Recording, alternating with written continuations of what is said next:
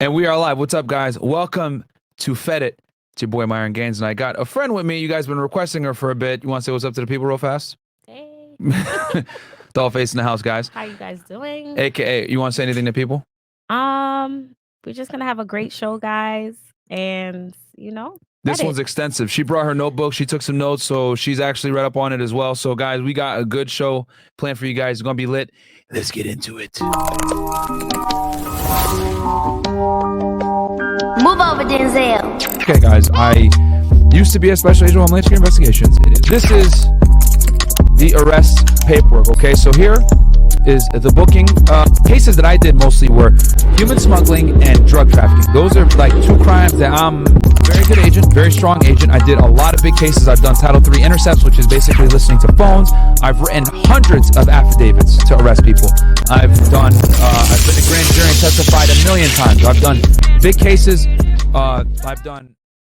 All right, what's up, guys? Welcome to this episode of Fed It. Today, we're going to be breaking down the Robert Hanssen spy case, man. This is probably the U.S. Department of Justice guys named this as one of the worst intelligence disasters in American history. And I agree. I think this is probably worse than Snowden. But real quick, let's hit some super chats and I'll give you guys some updates. Myrina Gaines, $2. Hit the like button so my dad can buy me McDonald's. Thank you. I appreciate it. The trolls will never end. And we also got in the house as well, Dollface. What's up? You want to say what's up to the people real quick? What's new with you? Hey, everyone. I'm here on Fed It. Let's get it. Tell us a little bit about what you've been doing. I actually been researching the case, guys. I did my research. I did my background research. So you guys be patient with me if I'm not on point like Mr. Myron over here. But yeah, we're gonna put on a good show, definitely, for you guys. Yes. And we apologize for the delay, guys. We went to get some food real quick right before. And we were, for some of you older guys in here, I know you guys heard that song by Timbaland and Carrie Hilson, The Way I Are. Bro, the early 2000s, like literally was, all these songs were terrible for as far as like turning dudes into simps, man. I ain't got no flowers. It don't matter because we the perfect soulmates. Talk to me, girl. Oh, baby. Like, what the hell? Like, this shit was cap, bro. Like, no girl's gonna mess with you if you don't got no money or whatever. That shit sets you up for failure. And then T.I., whatever you like, you got whatever you like. Like, bro, all these simp anthems. Like, bro, you ain't gonna get no girls with that bullshit. And then Rihanna, with the umbrella shit.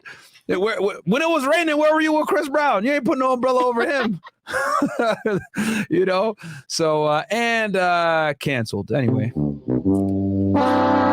So anyway, yeah, I know you guys know what I'm talking about, but we were talking about that shit where we're getting some food, and I just thought it'd be funny to bring that shit up. How like the songs in the early 2000s literally set you up for failure if you a dude. If you listen to those goddamn songs back then, bro, you would Jagged Edge, let's get married. Like, what? Yes, that was the song. What you talking about? Yeah, for you, see, I could finesse. For us, it was a big L.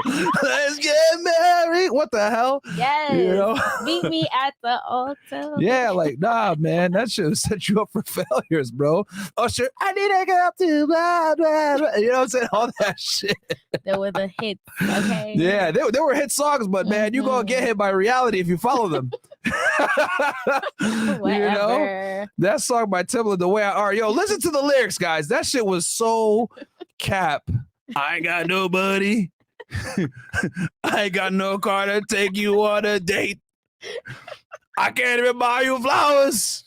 Nah, it don't matter because we the perfect soulmates. Nah, that song's sad. Talk to me, girl. Oh, baby, you ain't gotta change it. All this other shit. I'm like, bro, this shit gonna set the young guys up for failure. Yeah, so, yeah, man, just so for some of you guys out there, didn't mean to bring you guys down memory lane, but goddamn. In the 2000s, no wonder everybody was simping, bro. Like, they were out here putting these hits out, you know what I'm saying? Just setting dudes up for failure all over the place. Yeah. Remember when 12 Peaches and Cream? Oh, Peaches and Cream. Peaches and Cream. That's that song. Like, yo, what my man. That shit was an L too. No, it was not an L. Yeah, well, yeah, it was. For you. Yeah, it was big L. He did that. I remember in the music video, he did some weird shit where he would come down and then he like pulled him shit back up from the thing. I was like, oh shit. That ain't gonna get you out divorce court though. Judge ain't gonna pull you up.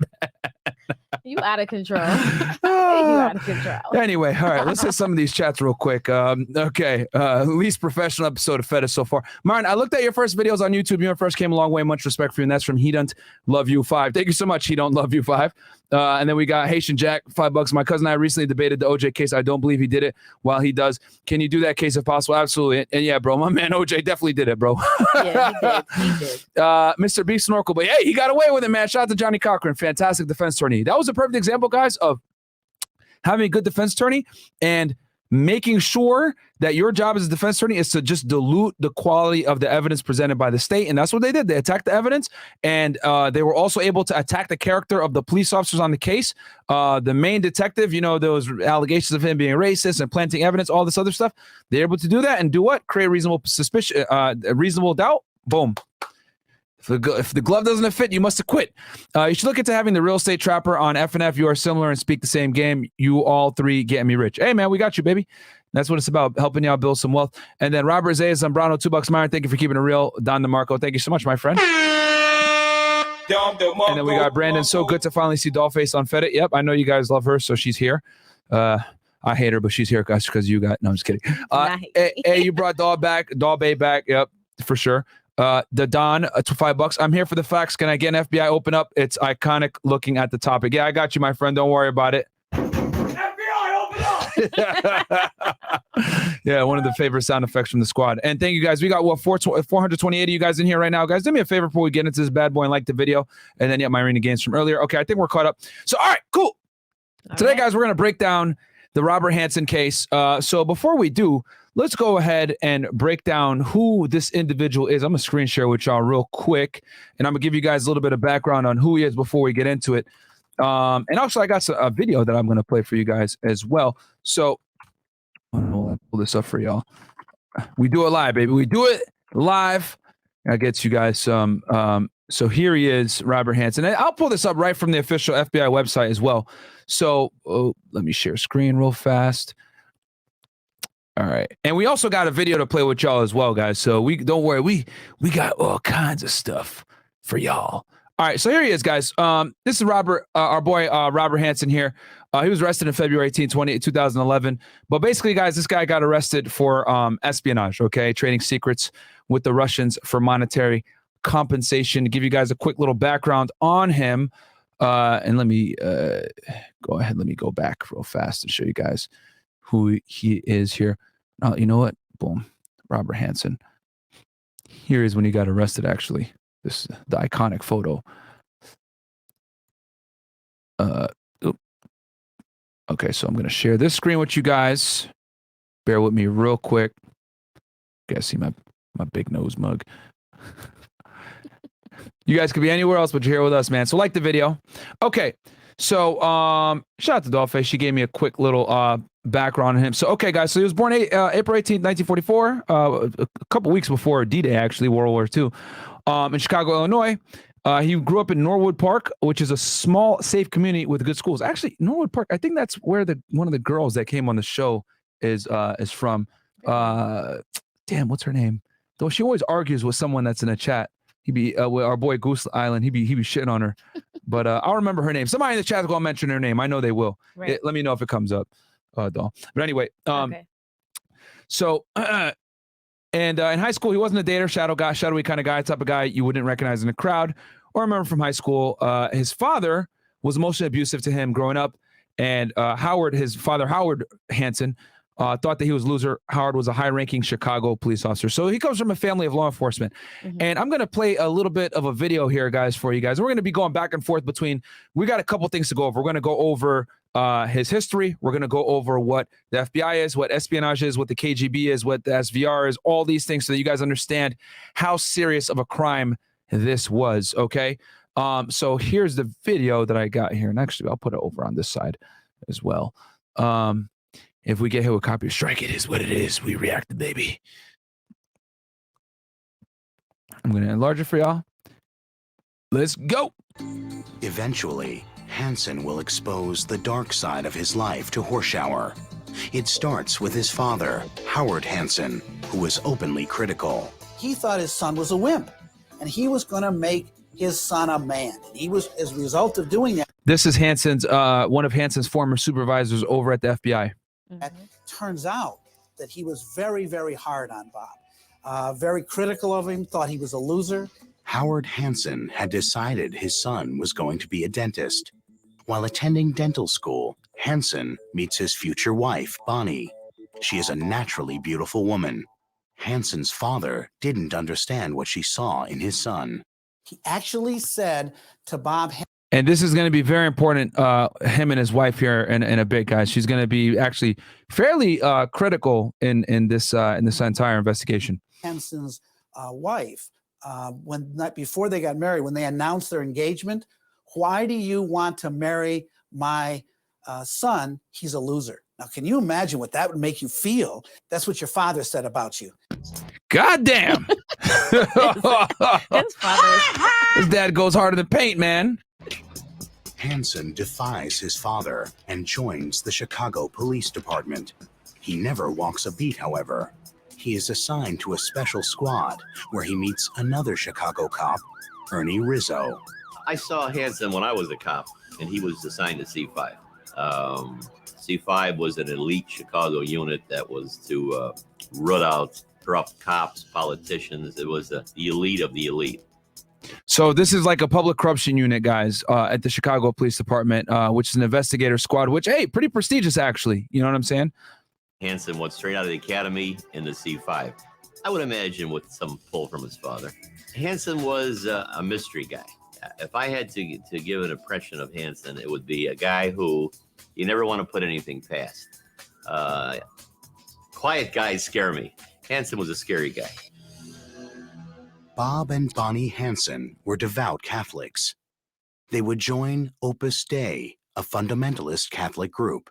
This is very important, guys, because this is going to actually expose a lot of things about him. The fact that, so keep in mind that he's, pretty devout religiously, and he goes to church a lot, okay? And when he starts doing some shit, you all see what I'm talking about. Many police officers joined Opus Dei, even Louis Freeh, Hansen's soon-to-be FBI leader. He became a true believer. Vincent Canestraro, CIA chief of counter intel. Okay, and we're going to talk about counter intel and the FBI and all this here in a second, guys. Whether it was Opus Dei, which is really kind of an extreme form of Catholicism, an extreme adherence to it, it requires a certain kind of personality to want to basically torture your own body, sacrifice your own body in achieving some kind of religious objective. He was a virulent anti-communist. He would say that the Soviet Union will fail because it's run by godless communists, and mean it.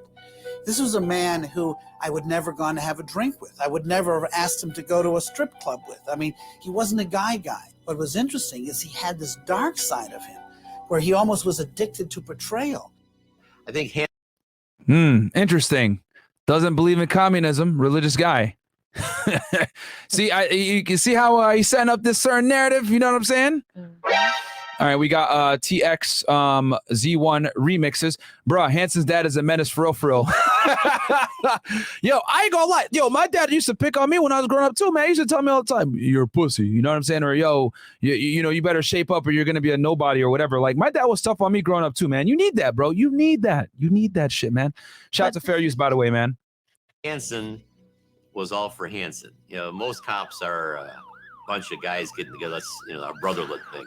That wasn't Hansen. Hansen was his own one-man situation. He didn't pal up or party up to anybody.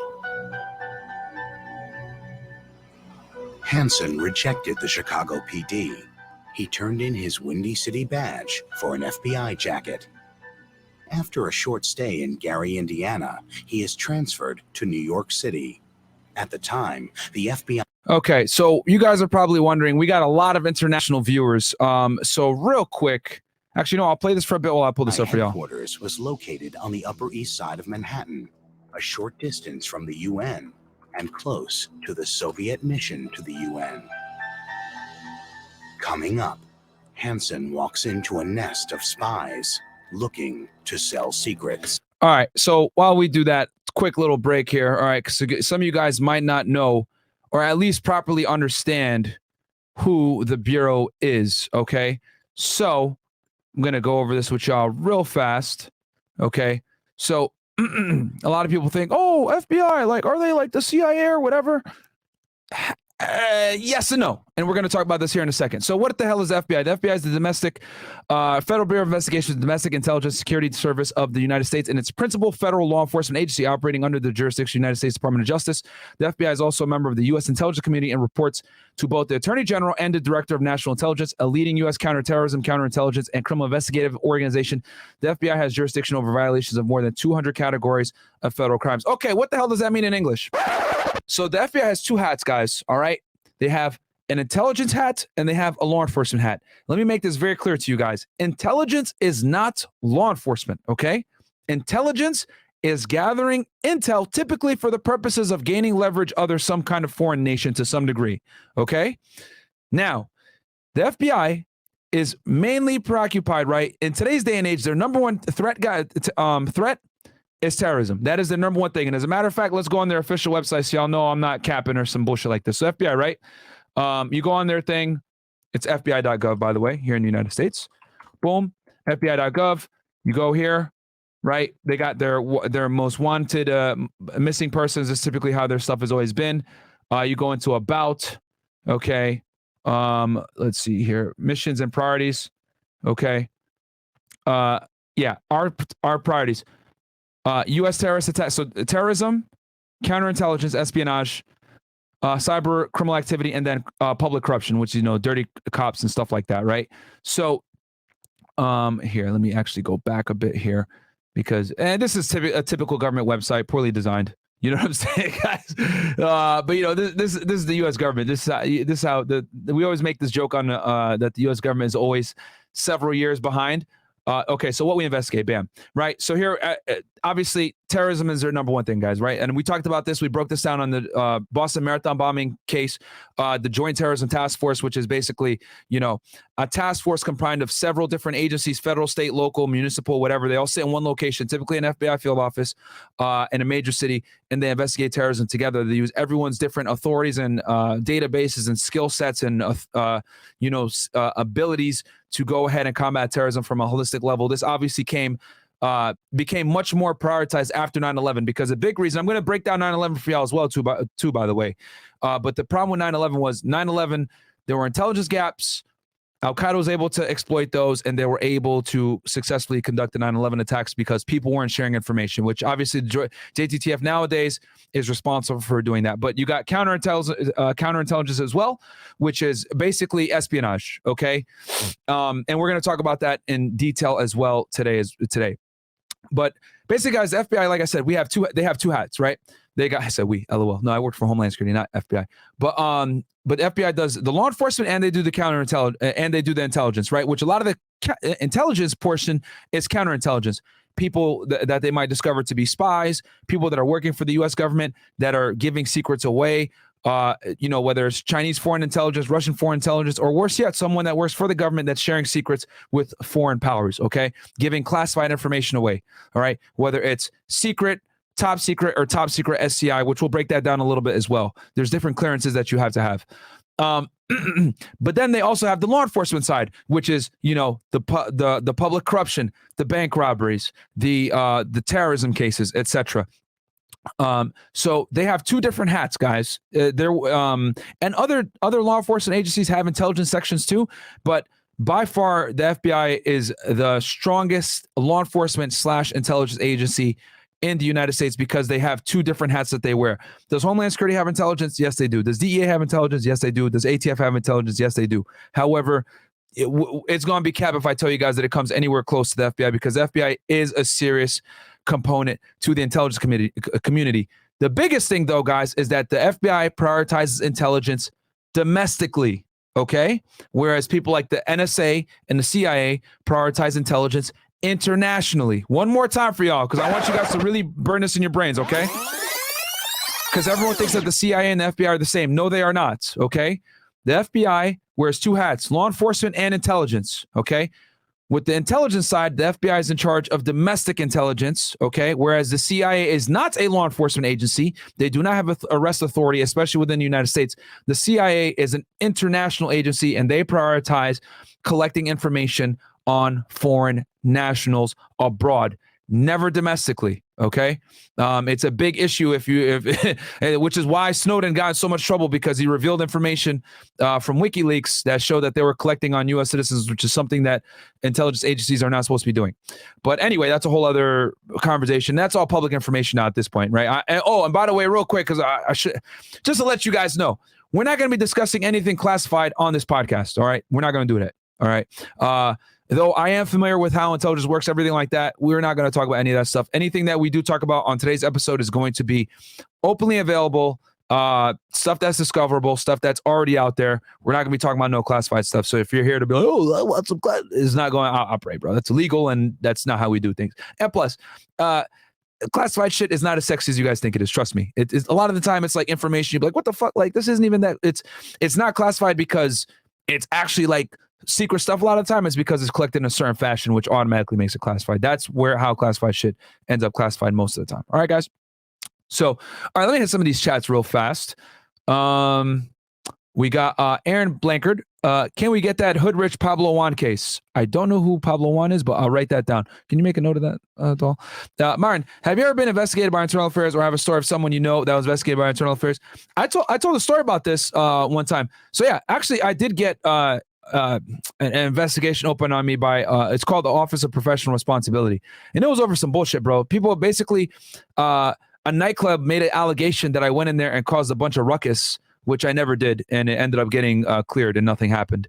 But yes, I mean, the thing is, bro, it's very easy to get anything open. Like it's easy to get an internal affairs case open on you because all that has to happen is an allegation. It could be complete bullshit, but if someone makes an allegation, they have to investigate it. They have to clear it.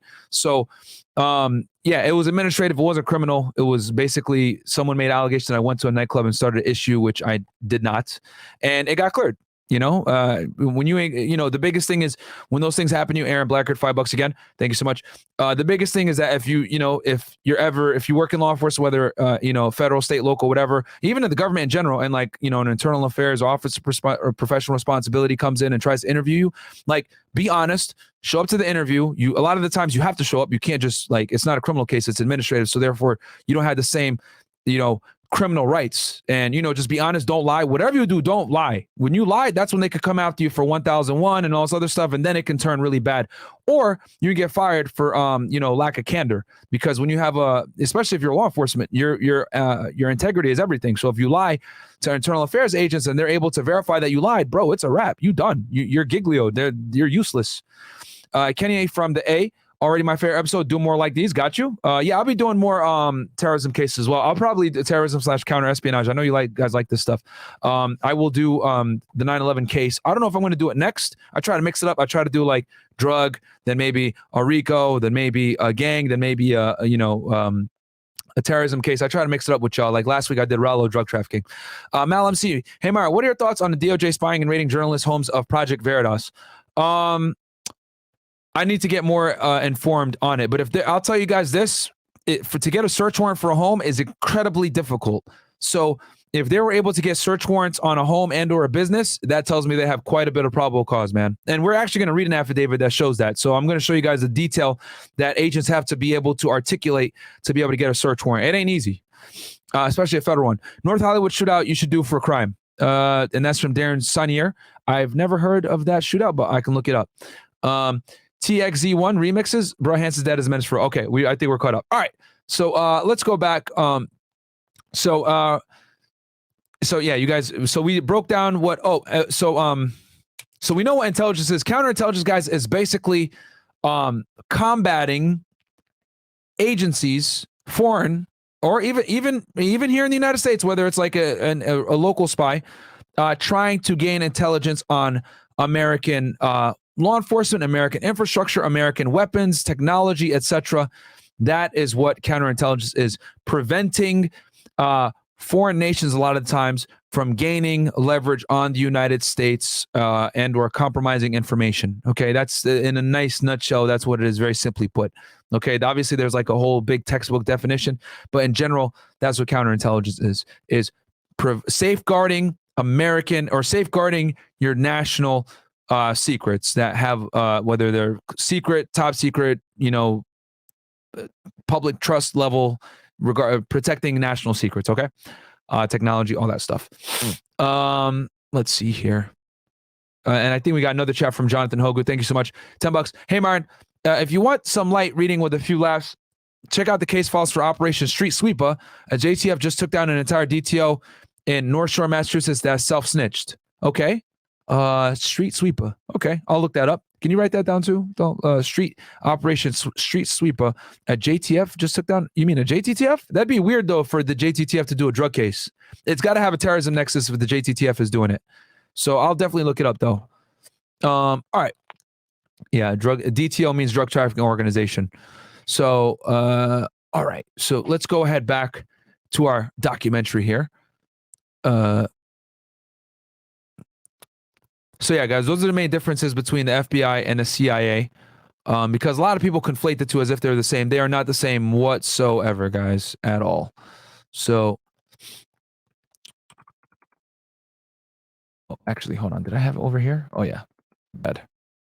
Share screen.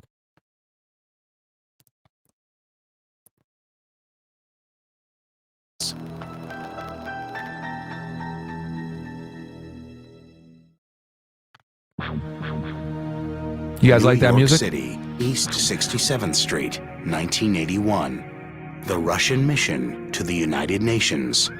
Across the street from an NYPD precinct and 2 blocks from FBI offices, where Robert Hansen was assigned to monitor the comings and goings at the Russian mission known as the Nest of Spies.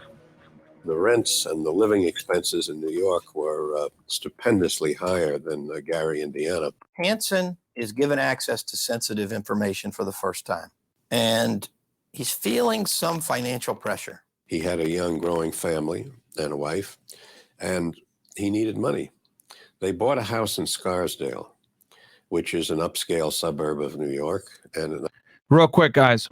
Anytime you work to try to get a clearance, you work for the U.S. government, whether it's, you're going to get a secret clearance, a top secret clearance, a top secret compartmentalized information clearance, aka SCI, you're going to go through a background check. And on the background check, a big part of the background check is your financial background, your credit history, etc., which is why I tell you guys all the time, if you want government service, you want to be a police officer, a special agent, law enforcement in general, or get a clearance, whether it's in the intelligence agencies, whether it's NSA, DIA, CIA, right? Any of these government positions that require clearance, you need to have good credit, guys. And a big reason why is because they want to make sure that you're not going to be able to get compromised financially.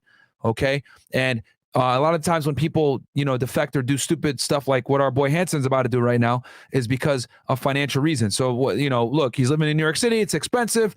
Even back in the 80s, it was ridiculously expensive. And he's assigned to the New York field office there. And yeah, it ain't cheap. the house was over his head financially, and the credit card bills were mounting up, and he was in trouble. So one day he did something unlike his later activities, where he was very cautious. As far as I know, he walked right into the office of the Soviet Trade Company on 753rd Avenue, known as AM. All right, let's pull this bad boy up. All right, I know you guys love it when we do this.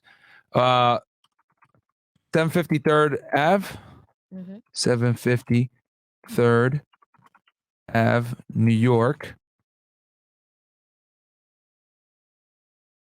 All right. Is this it right here? Tour and volunteered as service. So I think this is it right here, gentlemen.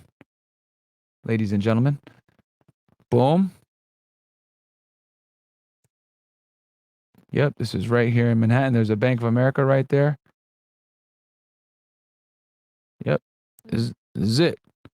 Looks more modern. Yeah, it definitely looks. Yeah, and you can see it even right here from the top. Okay, no, yeah, that's definitely it. That's it. So this is where our boys from Motor Russia were sitting, right across the street from.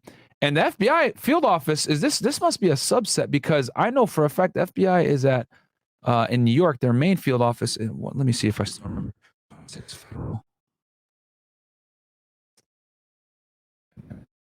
26 Federal Plaza, if I'm not mistaken.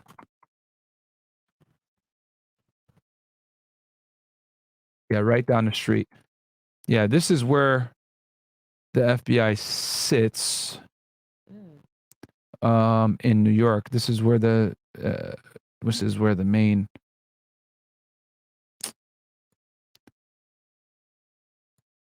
God damn it! Why is it not letting me go to Street View?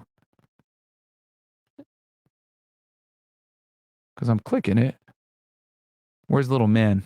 I know I got to drop the little man there. Some locations won't allow you to drop the man there. Oh, hold on. Here's the little man right here. God damn it. Yeah, you get like that little yellow guy. You know what I'm talking about? Yeah, I know what you're talking about. God damn it. All right, whatever. Some locations won't allow you to. They do it. hating. Yeah, they hate. See here, he's right here. Here he is. Right. Can Yo, you little drop him man. there? Yeah. They gonna let me. They hating now. All right, whatever. But yeah, that's where the FBI main field office is. But now we know what they're talking about. One Russian who knows his way around the mission at 67th Street is Oleg Kalugin, a former KGB agent. All right, what the fuck is the KGB? All right, so let's pull it up right here. I got it for y'all all ready to go. KGB, guys, is think of them as the CIA equivalent, okay, or potentially an FBI equivalent. The KGB, and remember, guys, this is Soviet Union. So this is let's go backwards a little bit. I might have jumped the gun here. So what is the Soviet Union? Here we go. Soviet Union, officially the Union of Soviet Socialist Republic, USSR, was a communist state that spanned Eurasia from 1922 to 1991. It was nominally a federal union of multiple national republics. In practice, its government and economy were highly centralized until its final years. The country was a one-party state prior to 1990, governed by the Communist Party of the Soviet Union, with Moscow as its capital. Within its largest and most populous republic, the Russian SFSR.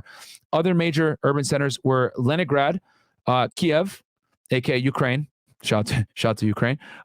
Minsk, Tashkent, Alma-Ata, and Novosibirsk, Russian SVR. It was the largest country in the world, covering over 22,402,200 square kilometers and spanning 11 time zones. God damn. And Russia still is the biggest country in the world, by the way.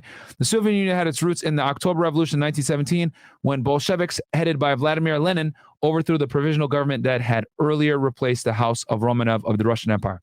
Okay, so that's a quick little overview of the Soviet Union, guys. So when they talk about communists, all this other stuff, and the Cold War, whatever, it was with our boys over at the USSR, aka the Soviet Union. Okay, and it crumbled in 1991. All right, so the KGB was the secret police of the Soviet Union. Okay, they're the main security agency for the Soviet Union from March 13, 1954 until December 3rd, 1991. And our boy Vladimir Putin is former KGB, by the way, the current sitting president of Russia. As a direct successor of preceding agencies such as the Cheka, GPU, OGPU, NKGB, NKVD, and MGB, it was attached to the Council of Ministers. It was a chief government agency of Union Republic jurisdiction, carrying out internal security, intelligence, and secret police functions. Similar agencies operated in each of the republics of the Soviet Union, aside from the Russian SFSR, with many associated ministries, state committees, and state commissions. So think of them, guys, as the FBI's equivalent and or CIA pseudo equivalent for Soviet Union Russia. Okay, and our boy Hansen was old enough to work with not only the Soviet Union, but also the SVR. So he dealt with the Russia post-Soviet Union collapse as well, and we'll get into that. But now that we know what the KGB is, let's go back. Kalugin's colleagues in Moscow informed him that someone was... And like the goddamn video, man. Who's giving y'all this kind of sauce? You got anything you want to say, by the way, to the people, Softface, before I go back, continue on? Yeah, y'all like the video, man. Like, we giving you all this information. I'm gonna need y'all to like the video. Just like the video, guys. Yeah. Shout out to Storm, by the way. She got that white hair going. All right, let's keep going. with access to American secrets was offering them for sale. Kalugin, in an exclusive interview, recalls that moment in 1981. Hansen had access to the national security issues. He had access to some of the most sensitive secrets of the United States government. The information he provided was so valuable from the very beginning that we had no just other opinions. He was a genuine one. Just so y'all know, they want this boy dead in Russia. Yo, if they ever caught this dude, Putin would walk in there himself. He smacked the shit out of that boy. You betray Russia. Boom. He would smack the fuck out of this dude, bro. Yo. At that time, he's the Robert Hansen of Russia right now. If you just see, I'll know. If they ever caught this boy in Russia, it's a wrap. we all already had someone in the United States CIA, Rick Ames. We immediately realized that that man's access to truly secret information was perhaps even far better than that of Rick Ames. Hansen had just walked into the Russian office. He caught their security people by surprise. No one got a picture of him. And when he demanded payment, he had it delivered in cash to a post office box with his identity hidden. Author David Wise, who penned the story of Hansen's life in the book Spy, says Hansen's information led to the death of a high-ranking Soviet double agent. He gave them the identity of a Soviet military officer who was codenamed Top Hat by the FBI and was an important, very important source for American intelligence for something like 20 years. Well, for that and some other material that he turned over, a list of KGB or GRU. Guys, I don't think you guys understand how significant that is, that he basically gave information on a double agent, basically his equivalent. And yeah, that dude got caught, and them boys out there in Moscow gave him the quick little you cheat on Russia, you die. Boom, they fucked that boy up. And you don't know, over there in Russia, they ain't gonna due process. What is that? Done. Okay? Fucking done. Jonathan Ho, go ahead. Oh, sorry. And we got, let's see here. Let's see. I'll read some of these chats real fast, guys. Thank you so much for the donations. I'm actually going to pull up the criminal complaint here in a second for y'all. I think the North Hollywood shootout he's talking about was the bank robbery that happened in that area, North Hollywood, California. If you look it up. Okay, we'll write that one down. We got Jay Will here, $20. Hey, Myron, love the new channel. If you ever have a chance, you should cover the previous up-and-coming rapper, Rod Diggs from NYC. I actually reviewed his background in case for fun. I think it would be a great show. Rod Diggs. Is that the dude that got caught for like a couple murders in Brooklyn, if I'm not mistaken? Because I read his case. So, yeah, I could do that too. Okay, so what we're going to do now, guys, is we're going to take a quick little break from the documentary, and I'm going to start reading to y'all this document right here. Okay, we're going to read this criminal complaint. And we're going to go through and we're going to bounce around the documentary as well. Is Putin a dictator? Well, allegedly. All right. So, can y'all see the affidavit? Okay, let me enlarge it a little bit. All right. So, as you guys know, wrong one. My bad. Got to enlarge it over here. That better?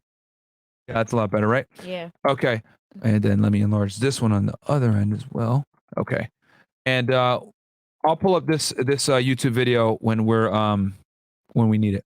Okay, so this is right here, guys, is a criminal complaint affidavit. As you guys know, you've watched the episode, fed it for a while now. What is a criminal complaint? A criminal complaint is an affidavit written by a special agent or a task force officer that has federal authority to get an arrest warrant for a subject. Okay, there's two ways to typically arrest someone, three actually, in the federal system. There's by a criminal complaint, indictment, right, where they're charged by a grand jury, or by something called an information, which we've covered all three actually. We've covered information, criminal complaint, and indictments.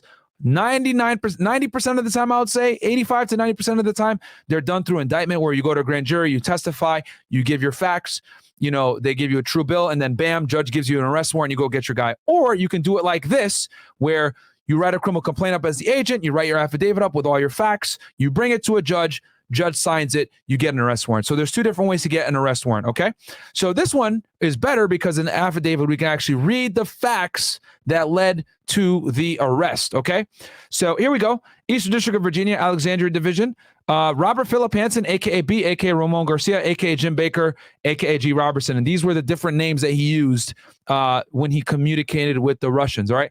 Affidavit in support of a criminal complaint, arrest warrant, and search warrants. Guys, this is not common for you to do a criminal complaint in support of multiple different types of warrants like this. Typically, it's for just an arrest warrant, but they're doing it for a search warrant as well, which you guys are going to see This is a very unique situation where you're going to be able to see probable cause needed for a search warrant as well, and we'll go over that. This is going to be a longer show. I ain't going to lie to y'all, but we got a lot of sauce to cover. This is going to be really good stuff. You guys are going to learn a lot, and you guys are going to see the depth of what is required to get a search warrant, okay? I've written a million search warrants myself. Man, maybe I got one somewhere that I could show y'all. But you need a lot of evidence to go through a search warrant, guys, okay? AKA the Fourth Amendment, which we broke down on other episodes as well. Look at this. My nigga got a table of fucking contents. Bro, this is not common, all right? I'll tell you guys this. You write an affidavit with a table of contents, oh, Lord, I already know for a fact the agent probably didn't write this. This was 100% ran by AUSA, 100%. You guys are probably wondering what the hell is AUSA, Assistant United States Attorney, okay, AUSA. They are the ones that prosecute the cases. Think of they're the federal prosecutors. And it's very common, guys, where an AUSA is going to write your affidavit for you. You just show up to the judge. Do you swear everything is true and best correct to your true and correct to the best of your knowledge? Yes, I do. Bam, you sign. It is. Because at the federal level, guys, the AUSA is working with you like this. Like you're talking to the AUSA more than you talk to your family. I don't think people understand. Like when you work a federal case, this is why the feds don't lose. The AUSAs, if they decide, because they can choose to take the case or not. So if they do choose to take the case, which a case like this, you know, we're talking about foreign espionage, a dirty agent, money being involved. This is a sexy case. The Department of Justice is going to be all over this. Okay, they probably had someone from DOJ Maine take this case, so they're 100% going to be all in. And when you're doing a case like this, everything is going to be heavily scrutinized, heavily monitored. So the AUSA is going to be like this with the agent. They're going to be talking on everything. The AUSA is going to know the case like the back of his hand. It's not like typical where you see the prosecutor like, oh, so tell me about this. No. He's involved in the case. A lot of the time, you and the AUSA are actually like tag teaming, spitballing ideas, and coming up with investigative things together. Hell, sometimes you shouldn't be doing this, but I've seen it before where sometimes AUSAs are so involved in the cases, they show up to the interviews. Yeah. Yeah, when you laugh, yeah, man, they be getting into it. These prosecutors sometimes, and the thing is that sometimes, like a lot of the time, you don't want them to be witnesses. You don't want them to be in the interviews because they could be witnesses, but they'll show up. They'll be there. Like they might not sit in the actual interview and ask the questions, but they'll be present when you do the takedown. They'll be present when people are being debriefed. Like they'll show up. They get very, very involved, guys. So a case like this, I would not be surprised if the AUSA wasn't there with that agent doing everything. Okay. But yeah, when I see a table of contents like this, me as a former agent, I already know what time it is. Ain't no agent write this shit. This was probably written by AUSA. All right. So, and yeah, look at this. Summary investigation, key terms and entities, background of Philip Hansen, Federal Bureau of Investigation, employment and duties, oaths of office, security clearances and acknowledgements, residencies. Okay, you guys are probably wondering, what the hell? Why do they need to know all this? The reason why, guys, is because they're going to need to establish that he did take an oath that he was going to serve and protect under the Constitution of the United States. This is all very important for them to establish what they're going to charge him with, which is espionage and assistance to a foreign government. All right. And we won't read through all that, guys, but we're going to skim through it, those portions. Basis for information is affidavit, the KGB, aka B's operation. Remember, guys, his nickname was B. Forensic evidence material obtained from Hansen's FBI office and vehicle, recording a telephone conversation, dead drop sites, Palm 3, correlation of Hansen's work assignments to B's disclosure to the KGB/SVR. Hansen used the FBI automated case system, B's old friend. Right, and warrants requested, conclusion that's a probable cause. So all this stuff, guys, and we're going to go through this. This is a fairly long affidavit. Matter of fact, how many pages is this bad boy? It's 100 pages, but we're not going to go through everything. Don't worry, guys. And it flies because there's a lot of dead space in the affidavit as well. All right, so before we get into it, let me look at these chats real quick. I hope you guys are excited as I am because this is a really, really cool case. And shout out to the person that requested me do this case as well. I want to ask about the difference between HSI versus FBA. Also, is there another Dollface episode on Fedbit? I think I have a crush on her. Which episode did you help me with before? I'm trying to remember. NBA Youngboy. There we go. Yeah, she helped me on the NBA Youngboy joint. That one was thorough as well. Thank you for that. And then we got she's been laughing here, by the way, guys, on the side. What else do we have here? And thank you guys so much for the support, man. We got almost 1,000 y'all in here, man. So like the video. Santos Lair, $5. Read that one before. Yeah. Just want to make sure I didn't miss anybody. And then TCT, as an Army dude with 22 years and access to classified info, we are reminded annually about Hansen. It has been drilled into our heads that he's done the most damage to U.S. security in history. Yep, you already know what time it is, man. Shout out to you, TCT. And then, okay, I think. Okay, sorry. Okay, so TCT, there he is. Thank you so much for that chat. Would you do one of your own cases? Yes, guys, I will do one of my own cases for y'all. I will. Don't worry. And I've been getting a lot of requests for Tory Lanez and for Young Dolph. Rest in peace. I'm gonna do those cases, guys. Don't worry. It's just that Young Dolph. Speaking of which, actually, quick announcement. Anybody from the Memphis, Tennessee area, DM me at Unplug Fit right now. Okay. I need court documents, and the thing is that getting court documents that are state are a pain in the ass. Okay, so anyone that lives in the Memphis, Tennessee area or lives in Tennessee in general, hit me up. All right, so that we can work together and get these court documents for the Young Dolph case. And then as far as Tory Lanez goes, I think I have someone out in LA that's going to get it for me. But guys, the county of Los Angeles is also a pain to get the court documents, and the case is pending. Michael Penix, $10. Oh, sorry. Thank you, Myron. I increased my credit score from 604 in September to now it's 801. Just simply taking your advice, sir. That's what we do over here on Fresh and Fit, baby. And Fed it as well, maybe. Help you guys become better men in general. And then who was that person that became a member? Zokai. Yeah. Welcome, man. Welcome. And I'm giving out, we got badges, man. So yeah, guys, do me a favor, like the video and subscribe to the channel. So let's get cracking on this bad boy. Affidavit in support of criminal complaint, arrest warrant, and search warrants. I, Stephen A. Pluta, being duly sworn, deposed, and state as follows.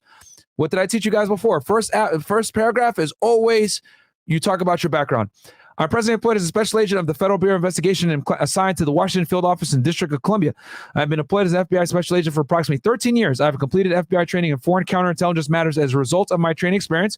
I'm familiar with the tactics, methods, and techniques of foreign intelligence services and their agents. This affidavit is supporting an application for the following. A warrant for the arrest of Robert Philip Hansen with his date of birth for violations of Title 8 U.S.C. 794, transmitting national defense information, and 794C, conspiracy to commit espionage, and search warrants for the residence of Robert Philip Hansen, such as premises known as described as a single-family residence located at 9414 Talisman Drive, Vienna, Virginia. All right, guys, I'm already ahead of you. I know what you guys are going to want. So let's take a look at the crib that the FBI did a search at. Pulling it up right now for you guys. You have anything you want to say so far, Dollface, as far as our boy goes? The case is very interesting. Like, this is a very interesting case. Like, I ain't gonna lie, he done goof? He's smart. Nah, he's smart. Oh, he's very smart. Yeah, guys, he for evaded. 20 years? Yeah, he did this shit for 20 years. He did that. I gotta give him his flowers. Oh, yeah. Oh, he lives in a nice neighborhood, man. Oh, that's nice. So here we go. So it was 9414 Talisman Drive. Mm-hmm. God damn it. Over here. All right. So let me see if I can go over here. Will it not let me go? Oh, it won't let you go further down, huh? Yeah. Very interesting. All right. So let me look here. So this is Talisman right now. Which house? Let's see. At least we can get an idea of what the numbers are. This one. Okay, that one is 9407. 9408. Is this it right here? Is it the double? Is it this joint right here? It says 9411. Or is this it right here? Maybe that's it. This is 9411. Nah, the numbers went down again. It's got to be this one then, because this one, yeah, it won't let you. But it won't let you go down the street. Yeah, it won't let me go down the street. Yeah, it's probably down there. Yeah, it's probably because this one. Hold on, because I think on this side over here are odds. So this means this side's got to be even. Which one? What is? Okay, this is 9408 right here. Yeah. So that means that this one is probably 9410. This one is 9410. And then this, so it might be this house. It's one of these two houses right here. And actually, they're going to show a picture of it in the affidavit, because when you do a search warrant, guys, they need to show you a picture of what is going to be searched. And I know this because it was always a pain in the ass to get pictures of what was going to be searched. They're going to need, so it's going to probably have pictures right here. Don't worry, guys. We're not going to read through all of that, because a lot of this is like I said, they copied and pasted like stuff from like, you know, his employment. Like when you work for the government, they make you sign disclosures and all this other stuff. So they're like showing what he signed. That's why it's so long. A lot of them. Bam, bam, bam, bam, bam. Because they should. Okay, so probable cause. Did they not put pictures in here? This lazy ass agent, bro. You didn't put He my put no guy. pictures. It's 2001. They probably didn't even have cameras back then. It's not like a cell phone nowadays, bruh. You gotta develop He was the like, oh, I gotta pictures. go out there with a big ass camera. Right. Nah, I'm good, man. This dude gonna know it's us. Yeah, because you're supposed to, whenever you do a search warrant, guys, just so y'all know, a quick little class session. You have to take a picture of what's going to be searched and outline exactly what's to be searched and what you're looking for.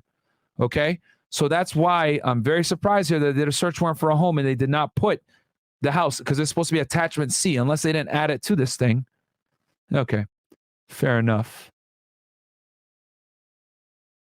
They might have not put it in for other reasons. All right. Okay, so let's keep going. So, but we know where he lives. We have a general idea. It's got to be this house right here. It's one of these two houses.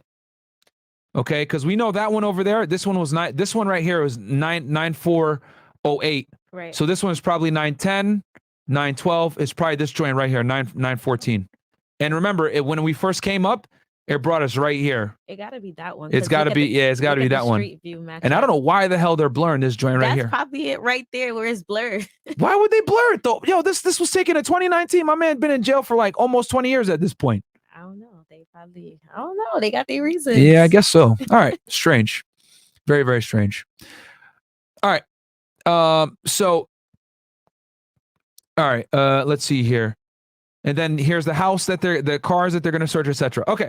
In my capacity as case agent assigned to this matter, I have examined documents and other records pertinent to this investigation for numerous sources. Okay, guys, the case agent, guys, is the person that runs the case. All right.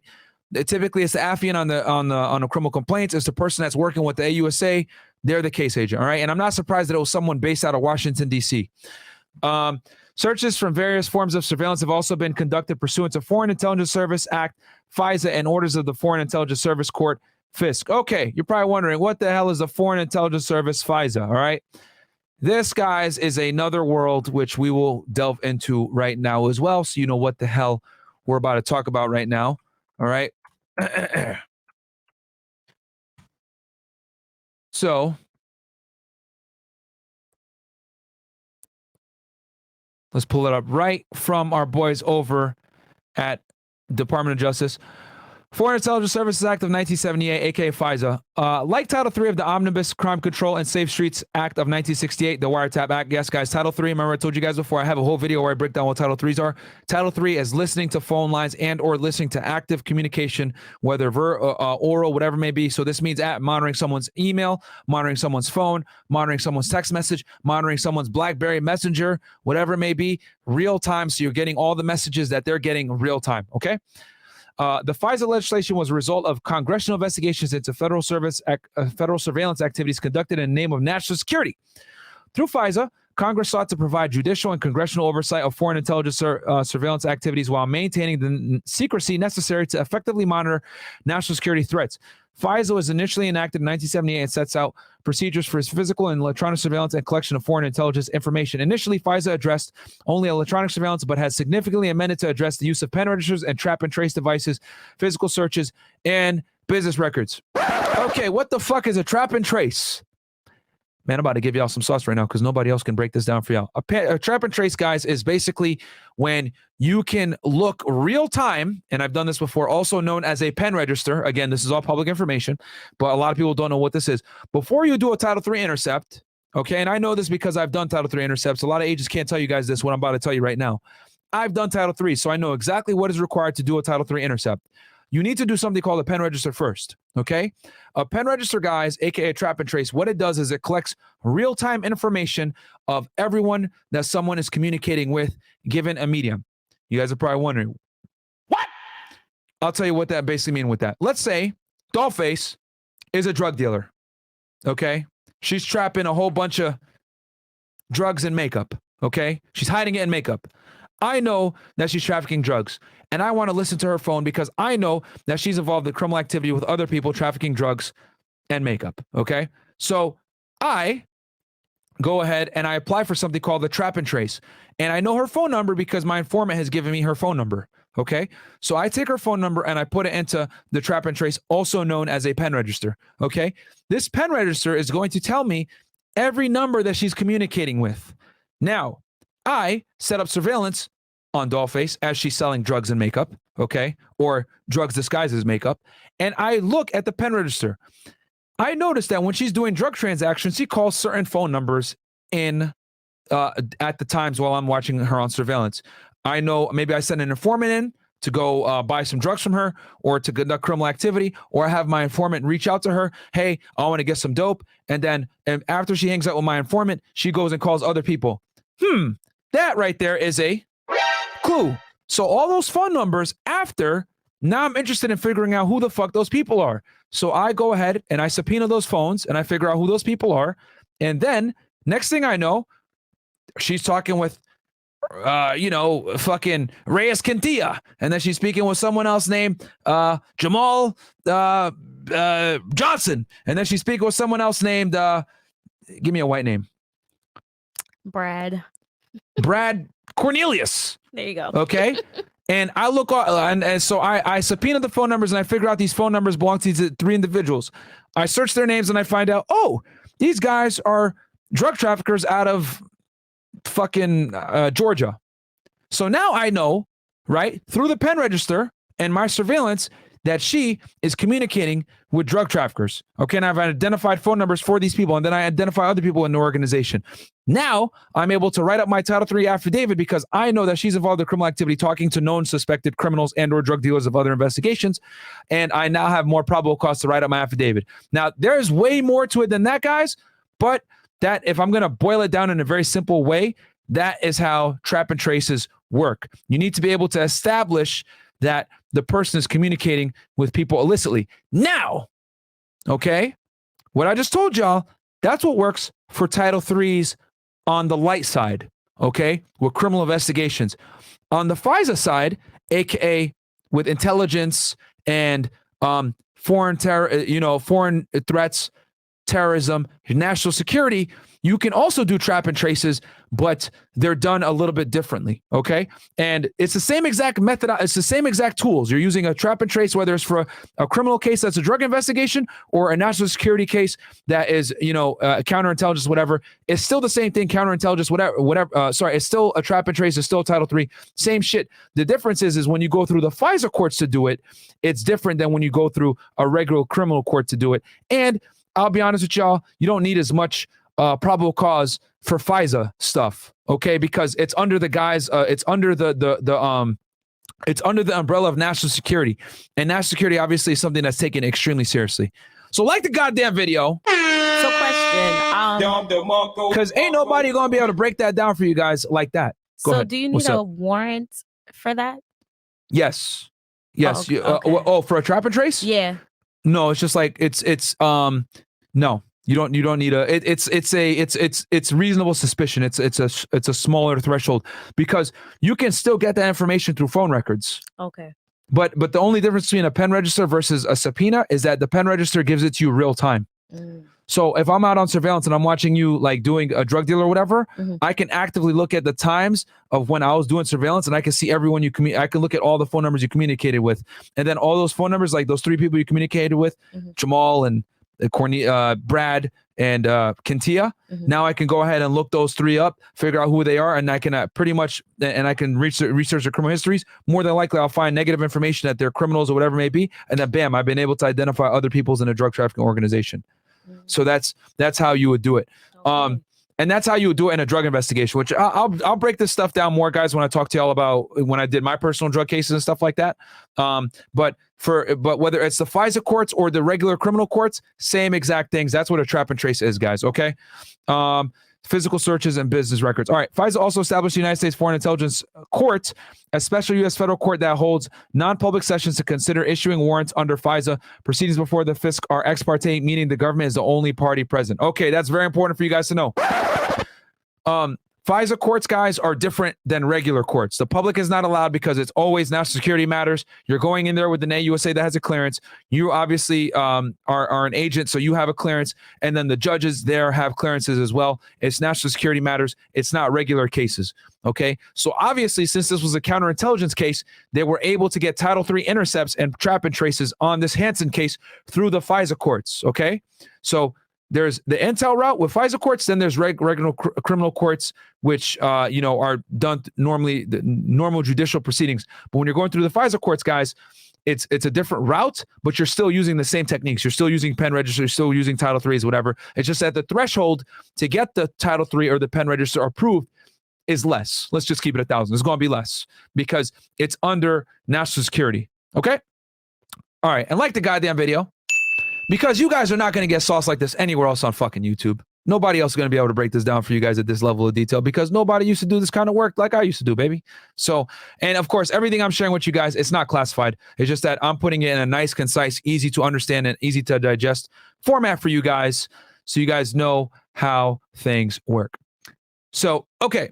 So now that we know that this case is a counterintelligence case and it's an intelligence case a lot of the time, I guarantee you there's a lot of stuff in this affidavit that we're not going to be able to, that they probably didn't put in because it was, classified or whatever.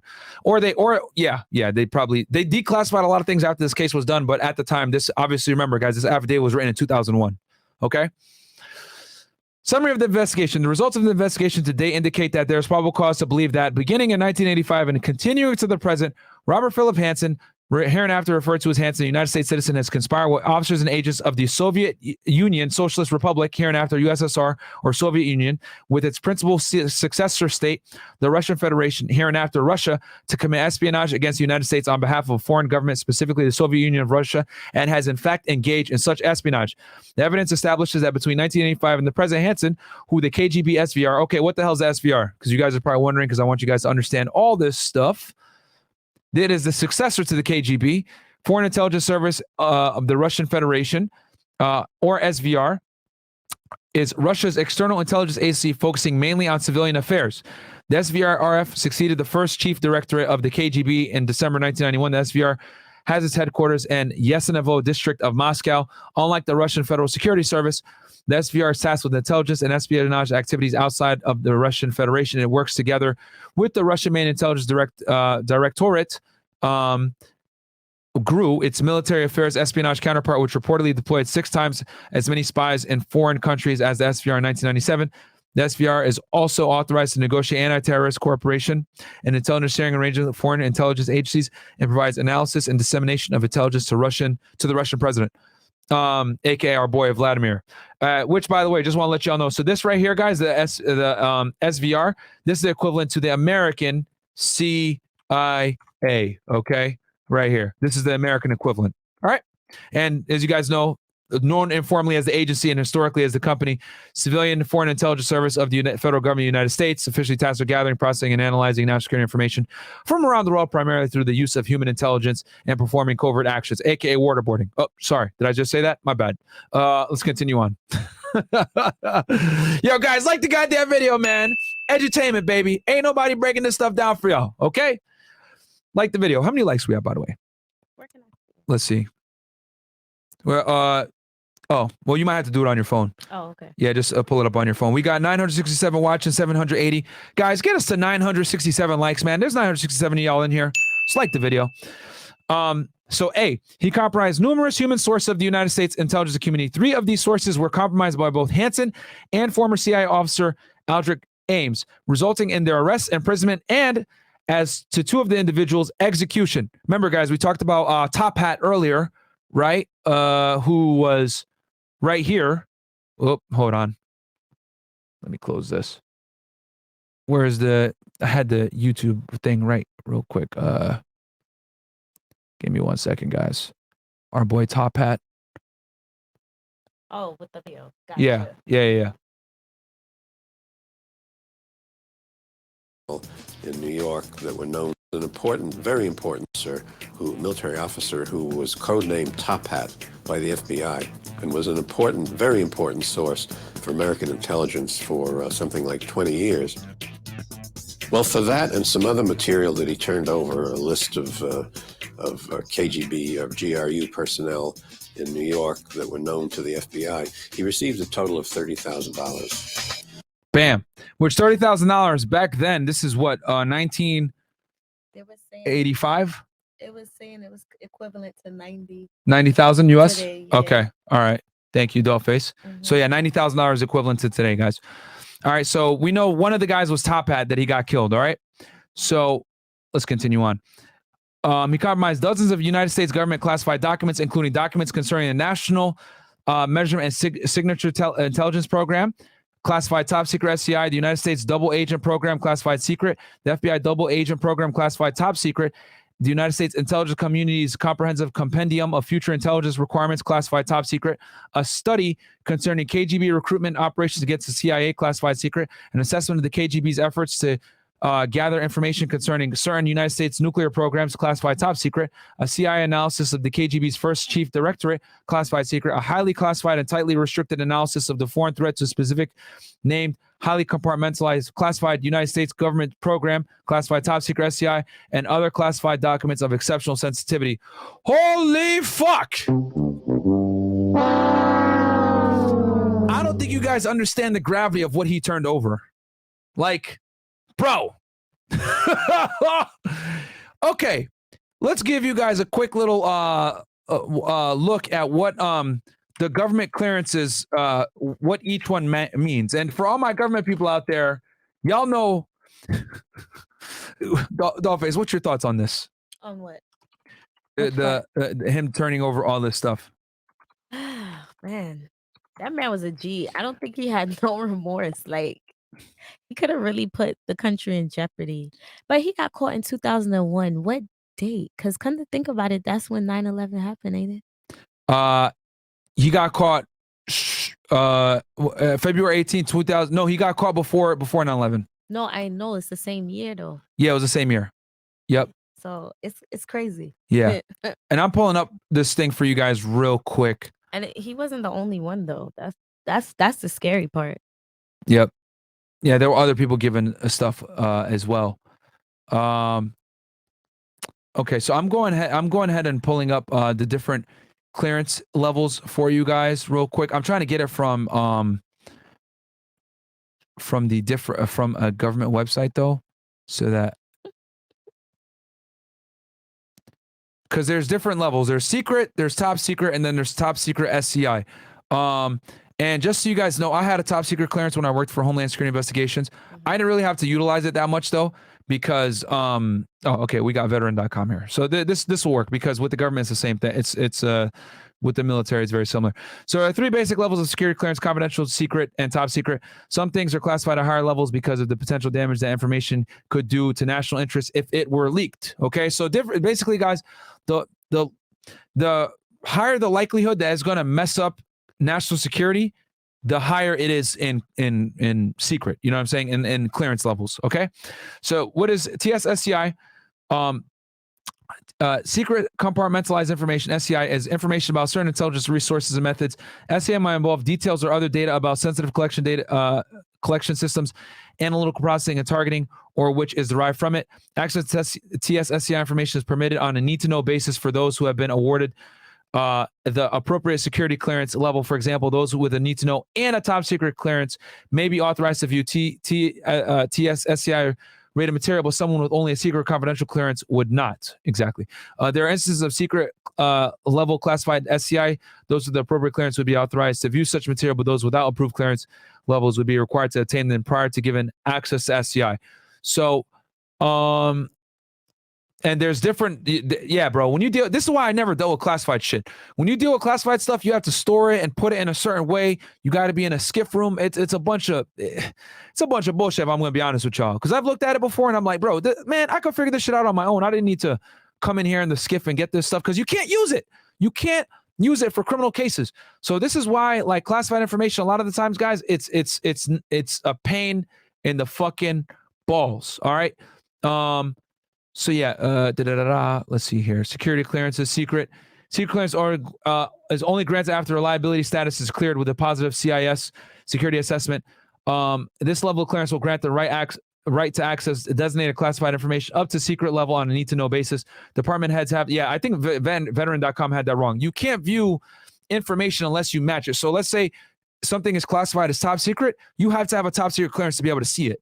Okay, and then even if someone comes to you and they have a need to know, but they don't have the appropriate clearance, you can't tell them. You can't tell them. Too bad. You need to get your clearance up, my guy. You know what I'm saying? Or you could tell their supervisor if they need to have a need to know. But everything in the government, guys, is need to know basis. All right. Department heads have, so let me just clear that up. The veteran had that shit wrong. Department heads have the discretion to allow for an individual to access top secret level information without higher level access on a case-to-case basis. Only those with secret clearance with enhanced screening have access to protect the information. And then top secret, in addition to checks at the secret level, foreign travel assets and character references must be given. Field check will also be conducted prior to granted clearance. This level of clearance will grant the right to access all designated and classified information on a need-to-know basis. So basically, guys, that's what clearances are. It's just the ability to look at information that could potentially compromise the United States if given and or leaked out to other individuals. Like I said myself, I had a top secret when I worked for the government, but thankfully I rarely needed to look at classified shit because I did criminal cases, baby. I didn't need to do this fucking, intelligence bullshit. And here's the thing, guys, espionage cases, counterintelligence cases, etc. They're not common. They're not that common. They really aren't. Okay. So for you to, a lot of the times you'll be sitting in a skiff room, bored as fuck, looking at classified shit that you can't use anyway, and it's just a waste of time if I want to be 1,000 with you guys all the way. It sounds sexy on paper, right? And for cases like this, rare situations, it's fantastic. But 9 out of 10 times, guys, classified stuff is useless when it comes to criminal prosecution. So when they Go ahead. how do they label it classified? Like what like I would say evidence would they be like, okay, that goes in the classified? Like how would they label it? It's always marked on the top. No, I know that, but like how would they distinguish the information they got as classified versus something else? You mean in particular to this one? Yeah. To this case? Just in general, like Oh yeah, because they recovered the documents. so how okay, so in this case, like they recovered the documents, but Yeah. how would they consider as classified, not like just regular evidence or whatever? Oh, because the information that he had was extremely particular, and they actually found the documents themselves, Oh. which were labeled and labeled as the classification that it was. Okay. Yeah, which is why they have this whole list of what he gave away, and each of them was classified as different things. Some of them were classified as top secret. The stuff that he gave away that was SCI. Holy shit! Like this stuff right here. This is a big fucking. Yeah, that's My man did not give a fuck. Crazy. He compromised the United States intelligence community, technical operations of extraordinary importance and value. This included specific electronic surveillance and monitoring techniques and precise targets of the United States intelligence community. In one case, he compromised an entire technical program of enormous value, expense, and importance to the United States government. In several other cases, he compromised the United States intelligence community specific communications intelligence capabilities, as well as several specific targets. He compromised numerous FBI counterintelligence investigative techniques, sources, methods, and operations, and FBI operational practices and activities targeted against the KGB/SVR. He also advised the KGB/SVR, and guys, keep in mind, this is Russia right here. KGB/SVR is Russia, as to the specific methods of operation that were secure from FBI surveillance, and warned the KGB/SVR as to certain methods of operation which were subject to FBI surveillance. God damn! He disclosed to the KGB the FBI secret investigation of Felix Bloch, a foreign services officer for espionage, which led the KGB to warn Bloch that he was under investigation and completely compromised the investigation. Oh, let's look this guy up real quick. I'll pull this up. Our boy Felix Bloch. Okay, that's a cat name. Felix. that sounds not trustworthy. Look at this nigga, bro. I wouldn't trust this guy either. God damn. Felix Bloch. Spy. Look at him. He looks like he about to fucking give some secrets to the Russians. Or actually He looked like the guy off of the Pink Panther. He was a Swiss-American physicist and Nobel physics laureate who worked mainly in the U.S. He was the Edward Mills Purcell was awarded 1952 Nobel Prize for Physics for the development in many ways. Let's see here. Career. Is this him? Yeah, this has got to be him.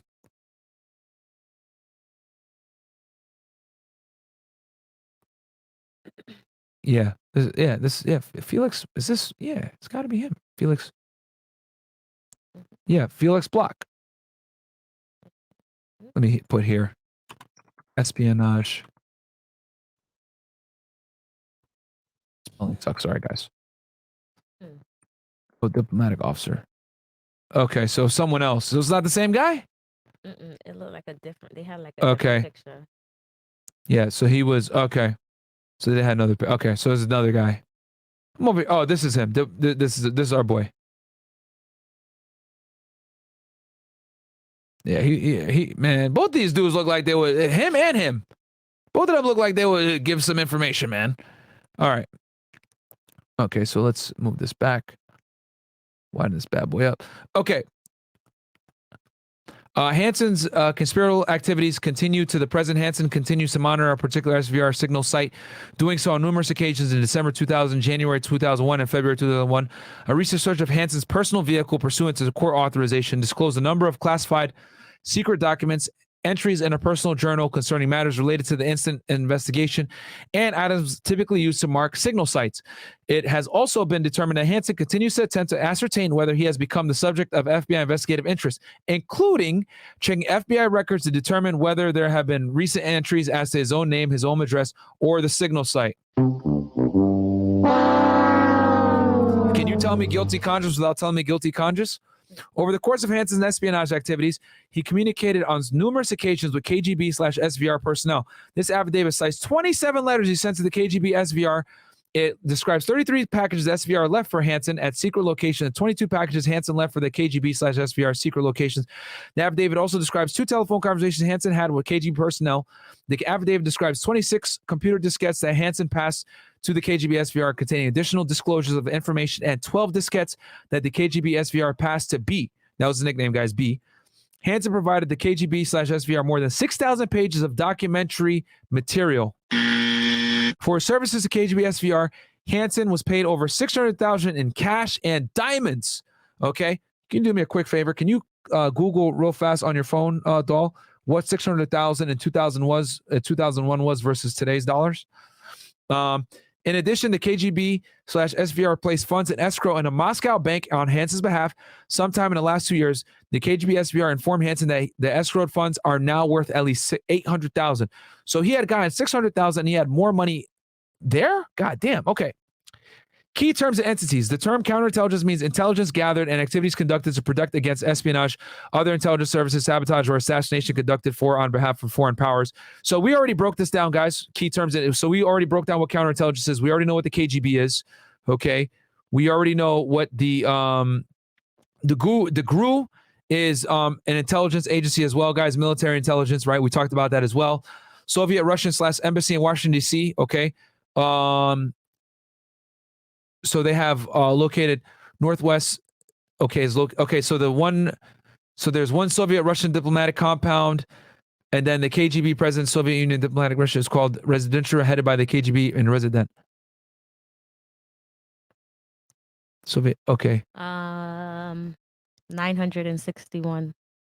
That's equivalent to 961,000 today. Yeah. Okay. Awesome. So almost $1 million, guys. They had paid him during this time. That's crazy. Yep. Crazy. And in diamonds. Yep. So this is the Russian ambassador's residence right here. This is okay, right here. This is what they're talking about, guys, in the affidavit, by the way. And this is in Washington, D.C. There's that Russian flag. Isn't that's the Russian flag? It looks Yeah. like the French flag. Nah, they changed it. Yeah, I know what you're talking about. You think it's like the hook and stuff like no, that was back in the day. Oh. That was the okay. Soviet Union flag. Wow. Yeah. So, well, someone wasn't a history major. Clearly not. And history is not history. Okay. Oh, so here's a term that you guys need to know. An agent in place is a person who remains in a position while acting under the direction of a hostile intelligence service. So as to obtain current intelligence information, it is also called a recruitment in place. Okay. And then an illegal is an intelligence officer or a recruited agent who operates in a foreign country in the guise of a private person. A double agent is agent engaged in clandestine activity for 2 or more intelligence services who provides information about one service to another. So basically, our boy Hansen is a double agent, guys. A dead drop is a prearranged hidden location used for the clandestine exchange of packages, messages, and payments, which avoids the necessity of an intelligence officer and an agent being present at the same time. So this is how they avoid meeting each other, guys. Okay, this happens a lot in drug cases as well. Someone that's a transporter will drop the drugs at a certain location. He never has to meet him or be there present with the drugs when the other guy comes and shows up and meets and picks up the drugs. And there's someone in the middle that's telling everybody what to do. Therefore, it allows the drug organization to stay compartmentalized so that they don't necessarily have to know each other. And, you know, if one person gets caught, he's not going to be able to snitch on the other. Very similar with intelligence as well, with dead drops, okay? The only difference is instead of dropping drugs, they're dropping information, they're dropping payments, and they're dropping classified material, whatever it may be. A signal site is a prearranged fixed location, usually in a public place, on which an agent or intelligence officer can place a predetermined mark in order to alert the other to operational activity, such as a mark made by, for example, chalk or a piece of tape. Okay, an accommodation address is a safe address not overtly associated with intelligence activity used by an agent to communicate with the intelligence officer for whom he's working. The FBI has documented the use by the KGB, SFVR, and agents of place illegals, double agents, dead drop signal sites, call-out signals, and accommodation addresses, including their use in the Northern Virginia area and the Eastern District of Virginia. The United States intelligence community is the aggregation of the executive branch of entities and programs that, in accordance with the applicable United States law and the provisions of Executive Order 12333, conduct the intelligence activities that are necessary for the conduct of foreign relations and the protection of national security of the United States. So the intelligence community, guys, nice and simple. FBI, NSA, DIA, CIA, and typically other agencies that their job is gaining information and or intelligence to create leverage in the intelligence warfare, that we have in the United States and against other places. So yeah, oh look, they even see, I didn't even read it and they already put it here. Yeah, CIA, DIA, etc. So the Intelligence Foreign Surveillance Act, we talked about this already, guys. It's the ability to, do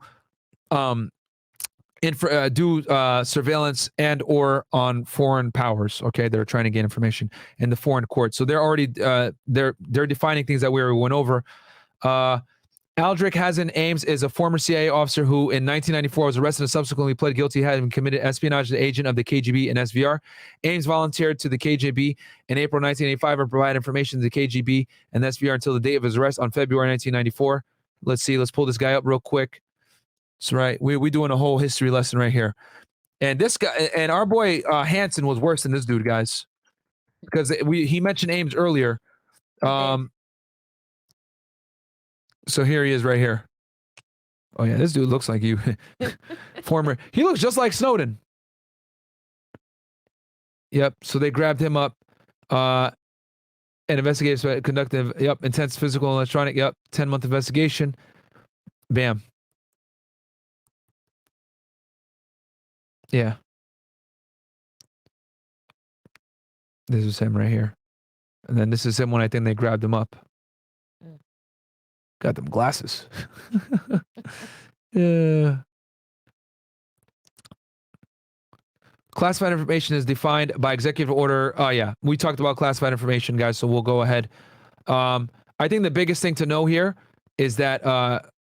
This is important here as well.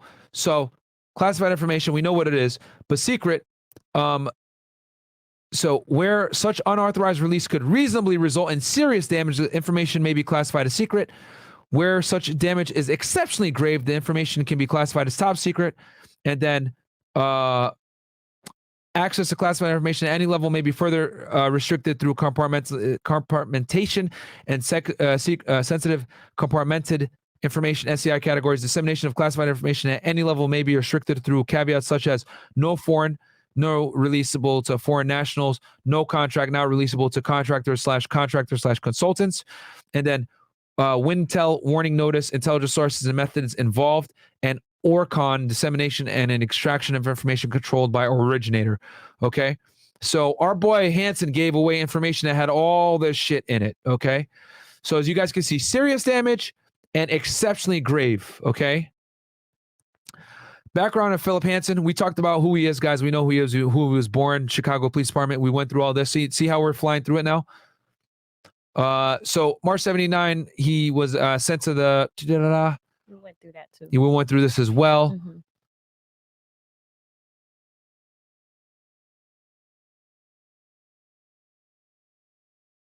Okay. So the big thing here, guys. So let's go through the... we can go back through the affidavit. But the biggest thing here is that he went on duty January 12th, 1976, okay? When he went to the FBI and he signed an oath of office in which he swore that I will support and defend the Constitution of the United States against all enemies, foreign and domestic, and I will bear true faith and allegiance to the same, that I take this obligation freely without any mental reservation or purpose of evasion, and that I will and faithfully discharge the duties of the office on which I am about to enter. So help me God. right? On January 12, 1976, Hansen also signed the FBI pledge for law enforcement officers, in which he pledged in part as follows. Let's see here. Yeah, this is actually pretty funny. Okay. Humbly recognizing the responsibilities entrusted to me, I accept the obligation in connection with my assignments to consider the information coming into my knowledge by virtue of my position as a sacred trust to be used solely for official purposes in the performance of my duties and assignments. I shall not engage in unlawful and unethical practices while occupying the status of a law enforcement officer or at any other time subsequent thereto. I shall not seek to benefit personally because of my knowledge of any confidential matter which has come to my attention. I am aware of the serious responsibilities of my office, and in the performance of my duties, I shall wage vigorous warfare against the enemies of my country, of its laws, and of its principles. I shall always be loyal to my duty, my organization, and my country. So let me say something real quick to you guys, man, because this is so, man, this is I took an oath as well, guys. When I became an agent, I got sworn in. It was August 24th, 2014. I got sworn in as an agent, right? I became agent in 2013, like from, you know, on paper. That's when like I entered on duty. But when I officially graduated the academy and everything, I think it was August 24th, 2014 is the day, if I'm not mistaken. Can you take a look at my plaque in the closet? It's there, all just to make sure. I'm almost certain it's August 24th, 2014. And, you know, it's a big deal, man. You know, you sing the national anthem, you stand up, you raise your right hand, they swear you in. It's a very serious ceremony, man. Whether, you know, you work for the FBI, Homeland Security, DEA, whatever it may be, ATF, any federal agency, they're going to swear you in. And, yeah, man, I took that shit seriously, guys. And regardless of whether I'm a YouTuber now or you know, whatever I do in the future, right? There's a reason why I don't do drugs. I still, to this day, I don't do drugs. You know, I live a very clean lifestyle. I still work out. I don't do none of this bullshit, because when you work in law enforcement, guys, you get a clearance or whatever it is. It's a character thing, man. It's not like, I'm just going to do this to get this job. It's a character thing. It's who you are. You understand? So when you take that oath that you're going to defend the Constitution of the United States, it's very serious, guys. It's very, very serious. And I took it serious myself. So for me, reading this, it actually brings back memories like when I got sworn in. And it's a big deal, bro. You know, anyone that works in the military, anyone that works in intelligence, anyone that works in the government in general, especially in a position where you have a clearance, this is the most egregious thing you can do, is betray your country, you know. And this is, yeah. It's just awful. You know what I'm saying? You know, I know some of you guys are foreign. You guys might be like, what the fuck are you talking about? But you got to love where you're from, bro. And I love the United States. I still think personally this is the best country in the world, as much as we make fun of the West and we make fun of, you know, the fuckery of hypergamy and everything else like that. From a quality of life standpoint, this is the best country in the world. I don't care what nobody says. You guys can go ahead and say, oh, you're drinking a Kool-Aid, blah, blah. Hey, man, I'm proud to be an American. I took that oath. I took it seriously. And that is why to this day I live by a certain code. That's why I don't do the fuck shit. That's why I don't do the stupid shit. That's why I don't do drugs. That's why I don't drink alcohol like that. That's why, you know, I live my life a certain way. As much as people want to call me a fraud, a scammer, whatever, you guys have seen otherwise. Obviously, I'm very transparent with you guys. I tell you guys about what I do, what I've done, and I'm proud of it. And for him to betray his oath, yeah, it's terrible, bro. This is the worst thing that you can do as an agent is betray your country like this. But anyway. But this is all very important, guys, without me getting on my little soapbox. This is very important because what they're establishing here is that, you know, he took these oaths, okay? And that's what's going to make it even more egregious, which is why you guys are going to see what he got sentenced later on. He ended up getting life, I think 15 life sentences. And then he also signed an employment agreement, right? Which we don't have to go through all this, right? With this employment agreement is pretty much the same with like any other agency where you're going to hold a clearance. And then security clearances, right? When you get a clearance, they also make you sign a bunch of, you know, disclosures, etc. Right? So we can go ahead and skip all this, right? But this is very important for them to establish that he knew what the hell he was doing. He knew what he signed up for. He went through a fucking FBI academy, which, you know, I think the FBI academy now, if I'm not mistaken, is about 5 months long. You know, it might have been shorter back then in the 80s. But yeah, you know, they got him dead to rights. Okay, residences from 1981 until 1985. Hansen owned a house and resided with his family on White Cedar Court in Vienna, Virginia.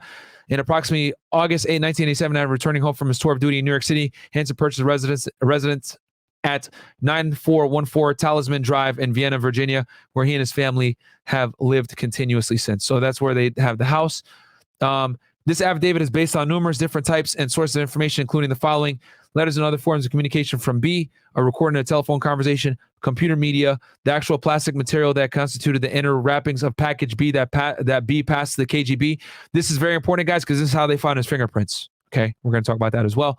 Information provided by former KGB SVR personnel, records of the FBI, the CIA, and other agencies of the United States intelligence community, interviews, forensic testing, examination, the contents of an actual package, physical search and electronic surveillance conducted by the FBI pursuant to FISA court authority, public records, other law enforcement intelligence techniques, KGB SVR operational production files, and then the KGB/B's operation. So let's see here. All right, let's go ahead back to our video now that we know. And let me pull up some of these chats as well, guys.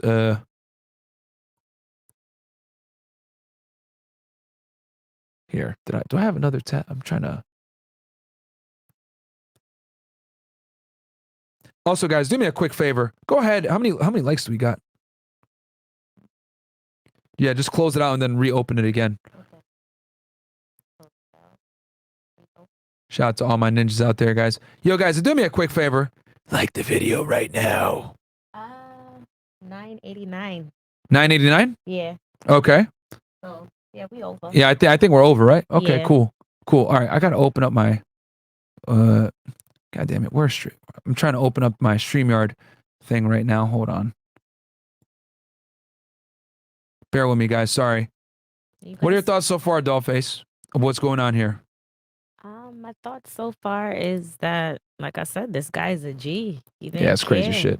shit. Like he did not Crazy care. stuff. All right, so Very interesting though. Hansen may have been shrewd in his deal. oh, actually, you know what? Let me read the chats real quick. If what I might have missed. Mm-hmm. I'll read this super chats real fast. Thank you guys so much for donations. By the way, I appreciate it, man. Preparing these cases for y'all is not easy. Mo's old pants. Like the video. $2. I'm crying. Yo, yo, you guys are fucking hilarious, man. Raul, 1.5 mils on the Fetish channel is just a couple months. Someone tell me who else is doing this. Halal boys, we up. Hey, shout out to you, Raul. Yeah, man, I made this account on Christmas Eve actually. So shout out to you guys. 5-6 man, I had to super chat because this kind of content shouldn't be free. Thank you so much, 506 man. Yeah, man. You ain't gonna get a former Fed breaking down cases to this degree, bro. So Kai, thank you so much. I think I mentioned you earlier, and I think we're caught up here. All right, cool. Let's keep going. Dealings with the Russians, but he was careless with the payoff. Bonnie Hansen one night walks in on her husband in New York. And he hurriedly covers up some papers. Hold on, I already know what the hell this. Oh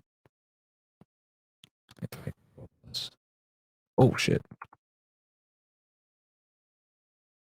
That's what it is. My bad, guys. All right. Let me move. Okay. My man looks like he just built a computer. What do you have? 1401? Oh, and guys, we're not getting any echoes or anything like that, right? We got good sound as far as this video goes. Give us ones in the chat if the sound is She good. thinks he's writing a love letter to another woman. She says, "What are you doing?" He says, "I'm tricking the Russians." She said, "What do you mean?" He said, "Well, I've sold information to the Russian military intelligence, but it's completely worthless information. That was Cap. And I've done it to trick the Russians and fool them. They've paid me thousands of dollars." Bonnie becomes distraught because she fears that he may not be telling the truth. She worries that his career could be over, that their family life could blow apart. And so her reaction Her immediate reaction was, we've got to go see a priest. Hansen confesses to his pastor in a car by the Russian mission. The priest tells him to give the money to charity and never spy again. Hansen was surprised by the priest's advice. There is no evidence he ever gave the money to charity, but he did stop spying for a while. Unlike most spies, he had the self-control to stop. That occurred in 1981, and he didn't spy again until 1985. In the spring of 1985, Hansen is transferred to FBI headquarters in Washington. He moves his family to an upscale Virginia neighborhood to impress his wife. And we know the address of that one, guys. 9414 Talisman Drive, right? Finds he cannot afford the home on his salary, Hansen decides to resume his spy. Oh, there's this house right there. Mhm. I think we had it right. Mhm. Man. Yeah, I think we had it right. Yep. I don't got to pull it again, but yeah, we had one of those two houses right there. Spying for money. Only this time, he works out a scheme based on spycraft. He dropped a letter in a mailbox from Prince George's County outside of Washington. The letter was addressed to a Russian, Viktor Cherkashin. Now, Viktor Cherkashin was a very important KGB agent in Washington. It was his job to recruit Americans. And so Hansen knew that if he offered him his services to Cherkashin, it was the top guy. That would get their attention. And it did. That was the beginning. It was serendipity for the KGB. He fell into their lap. He took the initiative, as you know. But from the point of view of getting a All right, let's have some fun. Y'all want to see the letter that he fucking went and sent to the boys? We got y'all, baby. We the #1 federal podcast in the world. So, okay, let's pull this bad boy up real quick. I'll show you guys. So, on or about October 4, 1985, KGB line officer in the Washington, D.C. named Victor Diktar received an envelope by mail at his residence, Alexandria, Virginia, in the Eastern District of Virginia. The envelope was postmarked Prince George's co-MD on October 1st, 1985. The inside was an inner envelope marked "Do not open. Take this envelope to Victor I. Chereshkin." At that time, Victor Chereshkin was the line KR chief at the Soviet embassy in Washington, D.C.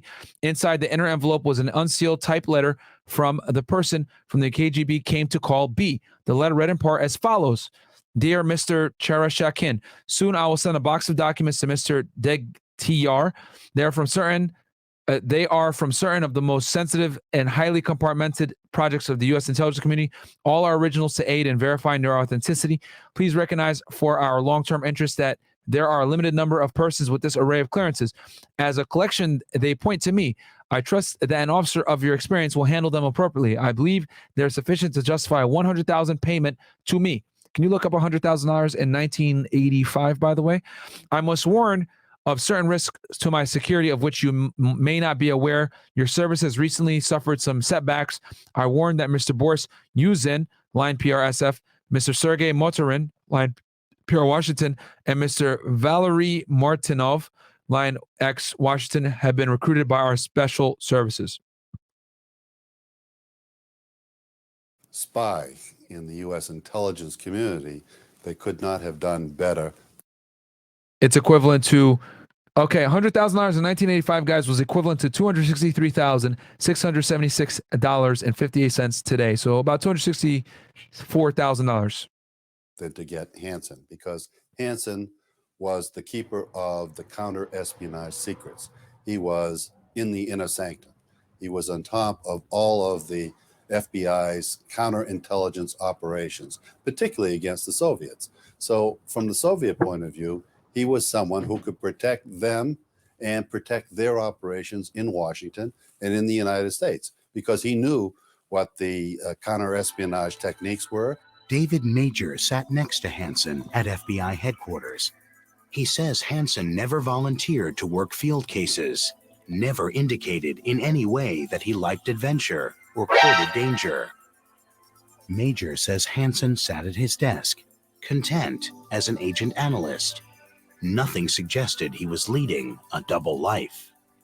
Bob Hansen never really was a full-fledged FBI counterintelligence street agent. He never met a Russian in his entire life.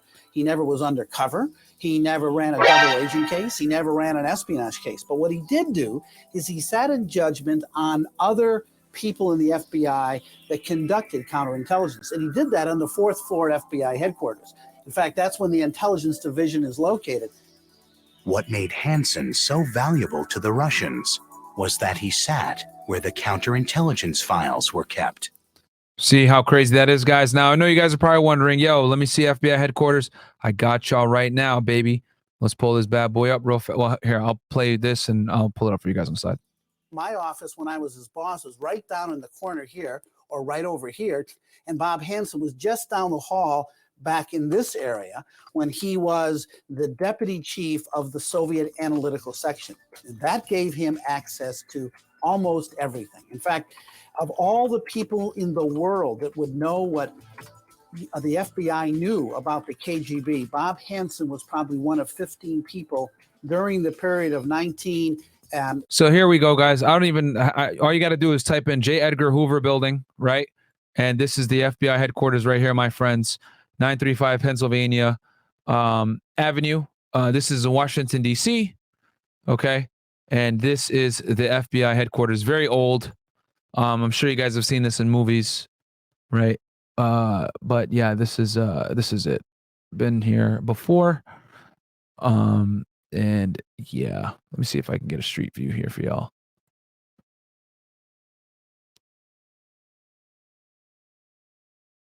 God damn it. Street view is not working too well for me, but let's just keep going. But y'all know now. It's not 87 to 1990 that literally knew everything. And that's when he was sitting in this actually cubicle at FBI headquarters. Coming up, how Robert Hansen stole secrets from under the noses of his colleagues at I figured out, but it's not important. Let's keep going. FBI headquarters. So he was perfectly placed to know everything we knew about the KGB and what the FBI was doing against the KGB. Tell me that's not dangerous. He's literally in the middle of all the information, and he can tell the KGB about what the hell's going on and what they need to worry about. Made him, which also was why he was able to compromise very high-value targets for the KGB so that they can kill him. Almost the perfect spy.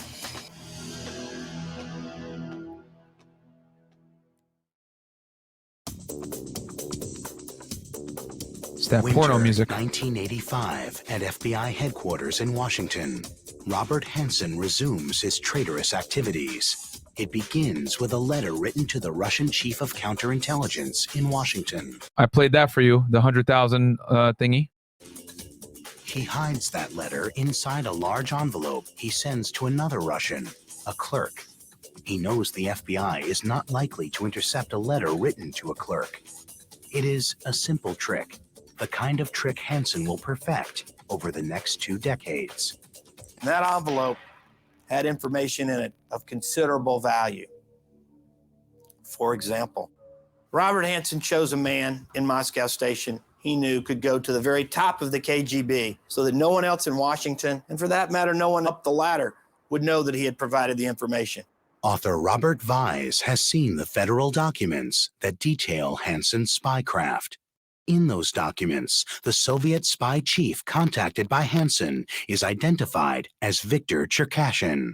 Cherkashin was the number 2 ranking Russian official in Washington. He was the go-to guy if you wanted to be a spy. He sent that big envelope to a lower ranking official. That individual opened the envelope, found another envelope. Which we just talked about. He said, hey, don't open it, give it to this other guy. Up inside.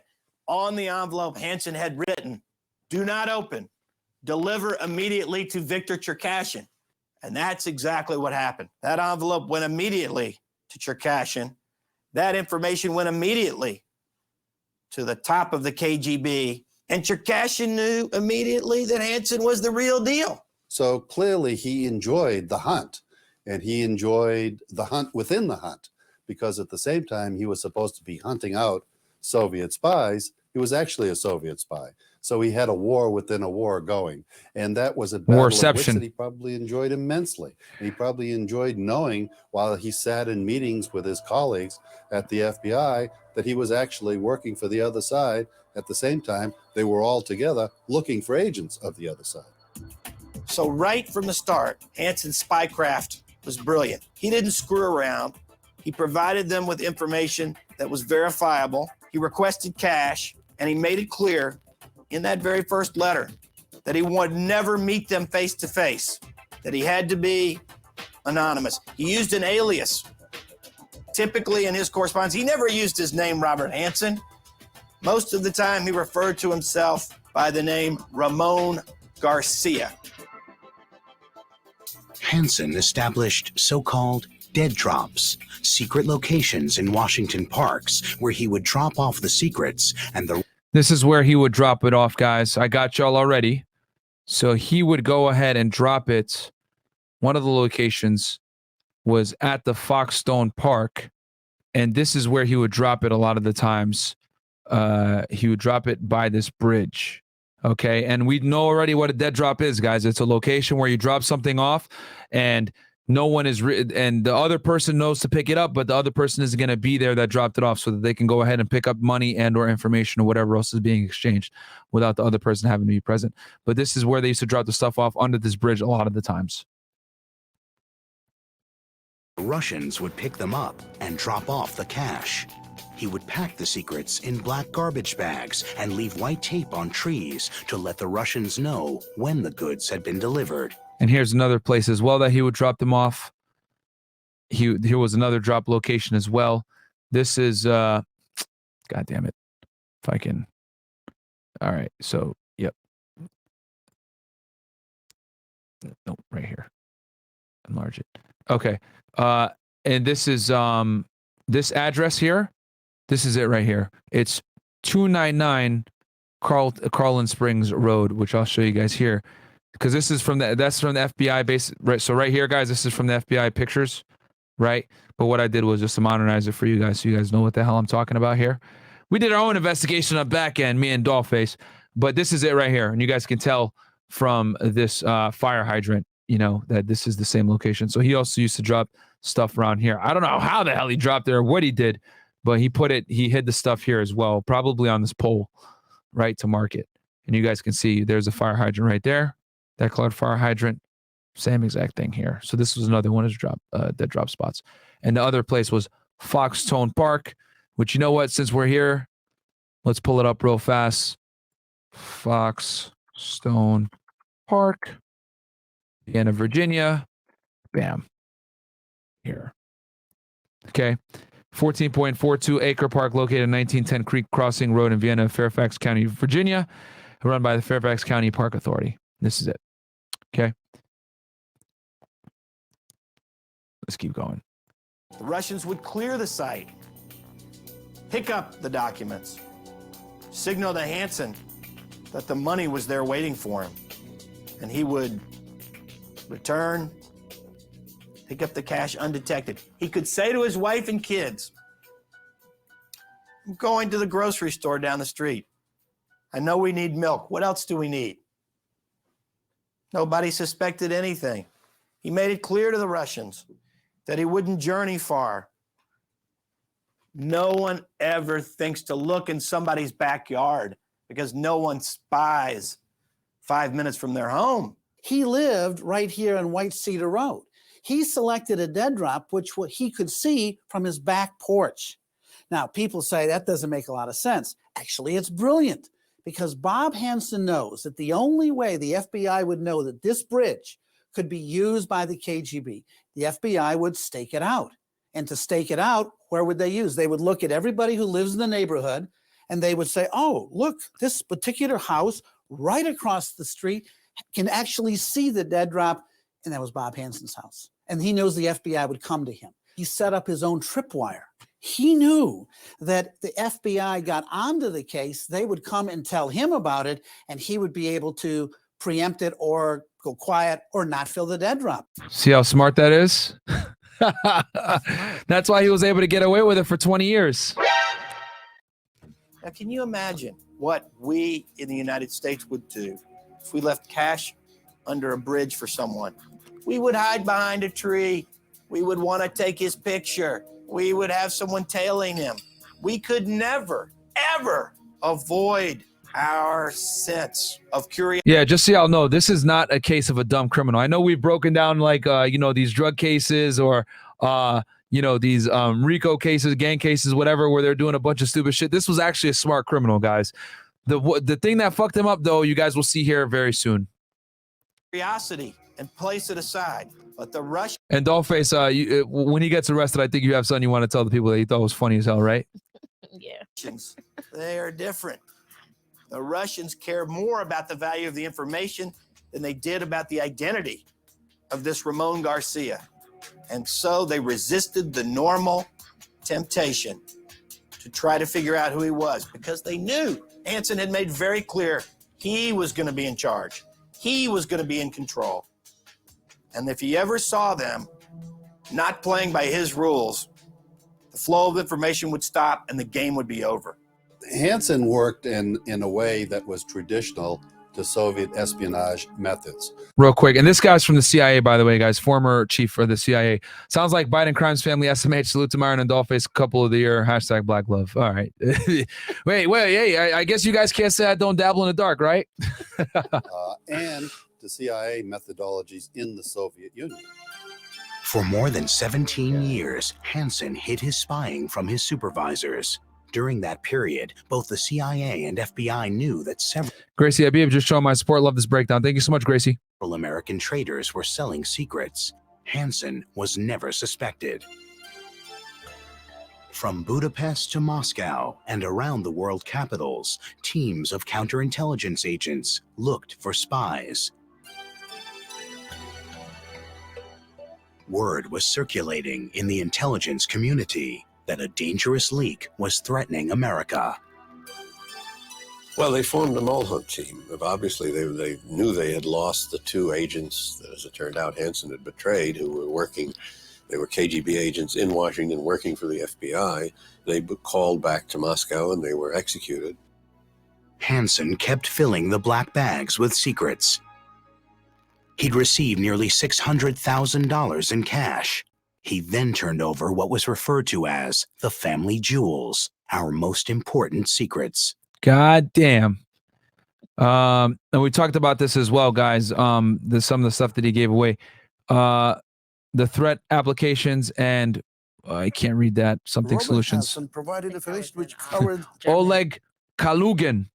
Man, bro. Oleg. issues related to the United States internal security. I mean, related to the survival of the United States. Investigators who've studied Hansen don't believe he gave away America's most important secrets for money alone. Hansen's life as a suburban family man and good Catholic paled in comparison to the life he fantasized. He was spying during the mid-'80s and '90s when a fictional London secret agent by the name of Bond, James Bond, was thrilling audience. Comrades, we must find that man and kill him. Oleg. No, all jokes aside, guys. Yeah, he had a huge fascination with James Bond, by the way, as well. Around the world. You carry a 00 number. It means you're licensed to kill, not get killed. He was always the guy off to the side. But there was also this excitement. You know, here he is doing something really exciting, spying for the Russians. So there was this other element as well, aside from the money and his father and sense of being an outsider, of James Bond. And he carried a machine gun in his car trunk, for example. And one of his friends knew him, called him as a joke, Machine Gun Bob. Of course, if Machine Gun Bob Hansen was really going to play James Bond, then he needed to add some key elements to his suburban life. He needed to travel to exotic locations, and most of all, he needed to be in the company of beautiful women. Well, I'll tell you something. Hey, my boy knows what time it is. It's over. You know what I'm saying? He starts getting that money. What time is it? It's time to get these hoes, baby. I'm about to be James Bond for real. What's up, baby girl? I'm spying for them Russian boys. You need to come give me some love from Russia. You know what I'm saying? From Russia with love. Tech Rally, $5. Will Smith took a huge L at the Oscars, slapped Chris Rock on stage over a joke about Jada's hair loss. Oh, I didn't know that. Could you imagine? Hey, don't you talk about my wife like that. You mean the one that banged some like fucking teenage terrible singer? Yeah, that one? Okay. And it's called an entanglement. Karan Kaur, $10. Enjoying the case breakdown so far. Shout out to Dollface for being such a great co-host. Thank you so much. Appreciate that, Karan.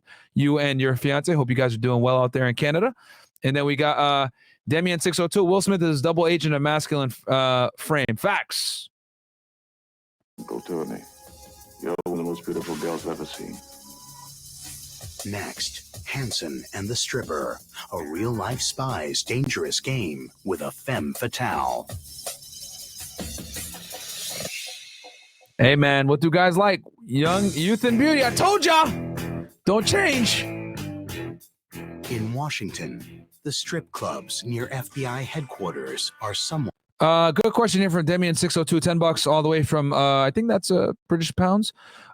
Question from Myron, are there any periods in U.S. history when there were abnormally high numbers of convicted double agents / traders? Any correlation with financial crises? No, not really, bro. You know, you're always going to have these idiots out there that commit espionage, but a lot of the time it's just like people just think that they can get away with it and they get greedy, you know? What? Discreet. Hanson would often spend afternoons and nights in these spots while he told his wife he was on special assignment. Robert Hansen, he sees. Yeah, special assignment, all right. Fucking telling the secrets to the Russians. And banging a stripper. There's a woman dancing on the stage, and he's captivated by her. He thinks she is a beautiful dancer, and he wants to get to know her. And so he writes her a note, tells her that she is the most beautiful dancer he's ever seen. She's graceful. And he sends it to the back so that someone can give her the note and a few dollars. And as he's walking out of Joanna's 1819 club, this woman, Priscilla Gailey, once named Ohio Stripper of the Year, catches up to Bob Hansen. She says to him, "Thank you for that beautiful note that you wrote me. It's the nicest thing anyone has ever said to me." Bro, this would never fly in 2022, bro. These girls be like, okay, nigga, I don't care. Like, you know how many people say this stuff to me in the DMs? Bro, this was a sexual marketplace back then. It would have been way different. Like, girls used to appreciate notes and stuff like that. You try that shit now, bro, they'll look at you like, stupid. Thanks for the money. See you never. Especially a stripper. And he says, Facts. "I'll be back to see you here. You have a grace and a beauty I've never encountered before." He rolled through official Washington like a big-time player, not an obscure bureaucrat in the FBI. He moved around Washington in an Italian raincoat, flashing dark glasses, often in rented limousines, with his stripper friend waiting inside the fancy car. Hansen loved having someone to spend time with, like Priscilla Gailey. They took trips, one to Manhattan, and eventually a wild fling in Hong Kong, where he showed her the sights and bought her lavish presents. He enjoyed going to Hong Kong. My man over here getting that Russian money and simping on this girl in China and shit. With this beautiful girl on his arm, because she was very pretty. And she had a great body dancing in a strip club. And they would go to nightclubs in Hong Kong after his work was over for the FBI. And he would always ask at the piano bar that the pianists play as time goes by. So here's looking at you, kid. You know, I mean, this was maybe a little combination of Sean Connery and Humphrey Bogart and a little Walter Mitty thrown in. There was a fantasy life here as well as a real life. Hansen started taking nude photos of his wife, Bonnie. He shared them with his friend Jack Horshauer, who was on duty in the military. He getting that money. He don't give a fuck anymore. He's like, hey, I don't care. I'm ready to risk it all, baby. These Russians give me this money. I got this stripper. Me and you smashing with cameras on now, baby. You know what I'm saying? He's ready to risk it all. He wildin'. Bonnie asked him, why are you doing this? What is this about? "Oh, you're so beautiful," he told her. "I love you so much. This is just something for us." Jack Horshauer gets an envelope in the mail from Bob Hansen, his childhood buddy. He opens it up. He's shocked. He finds naked photographs of Bonnie inside. Jack says to Bob, Bob, there must be some mistake. Hey, Bob, what are you doing, bro? I don't want to turn from Jack to Jack off, man. What are you doing? I have photographs of your wife here in the nude. Remember, guys, this is like the 80s. They don't got no real porn and shit. This is what dudes used to do. You know what I'm saying? This is like dudes used to be on fucking, what was the magazines they used to watch? Hustler? Was it Hustler? Playboys, I know Playboys back in the day, but like they had, like, porn. I'm old enough to remember like when they didn't have like porn movies like that. You had to like either go to a store, get a magazine. Times were different, bro. What's going on? Must be a mistake. Hanson says, no, Jack. You're a real man. You're serving our country. You're making the ultimate sacrifice by being in Vietnam.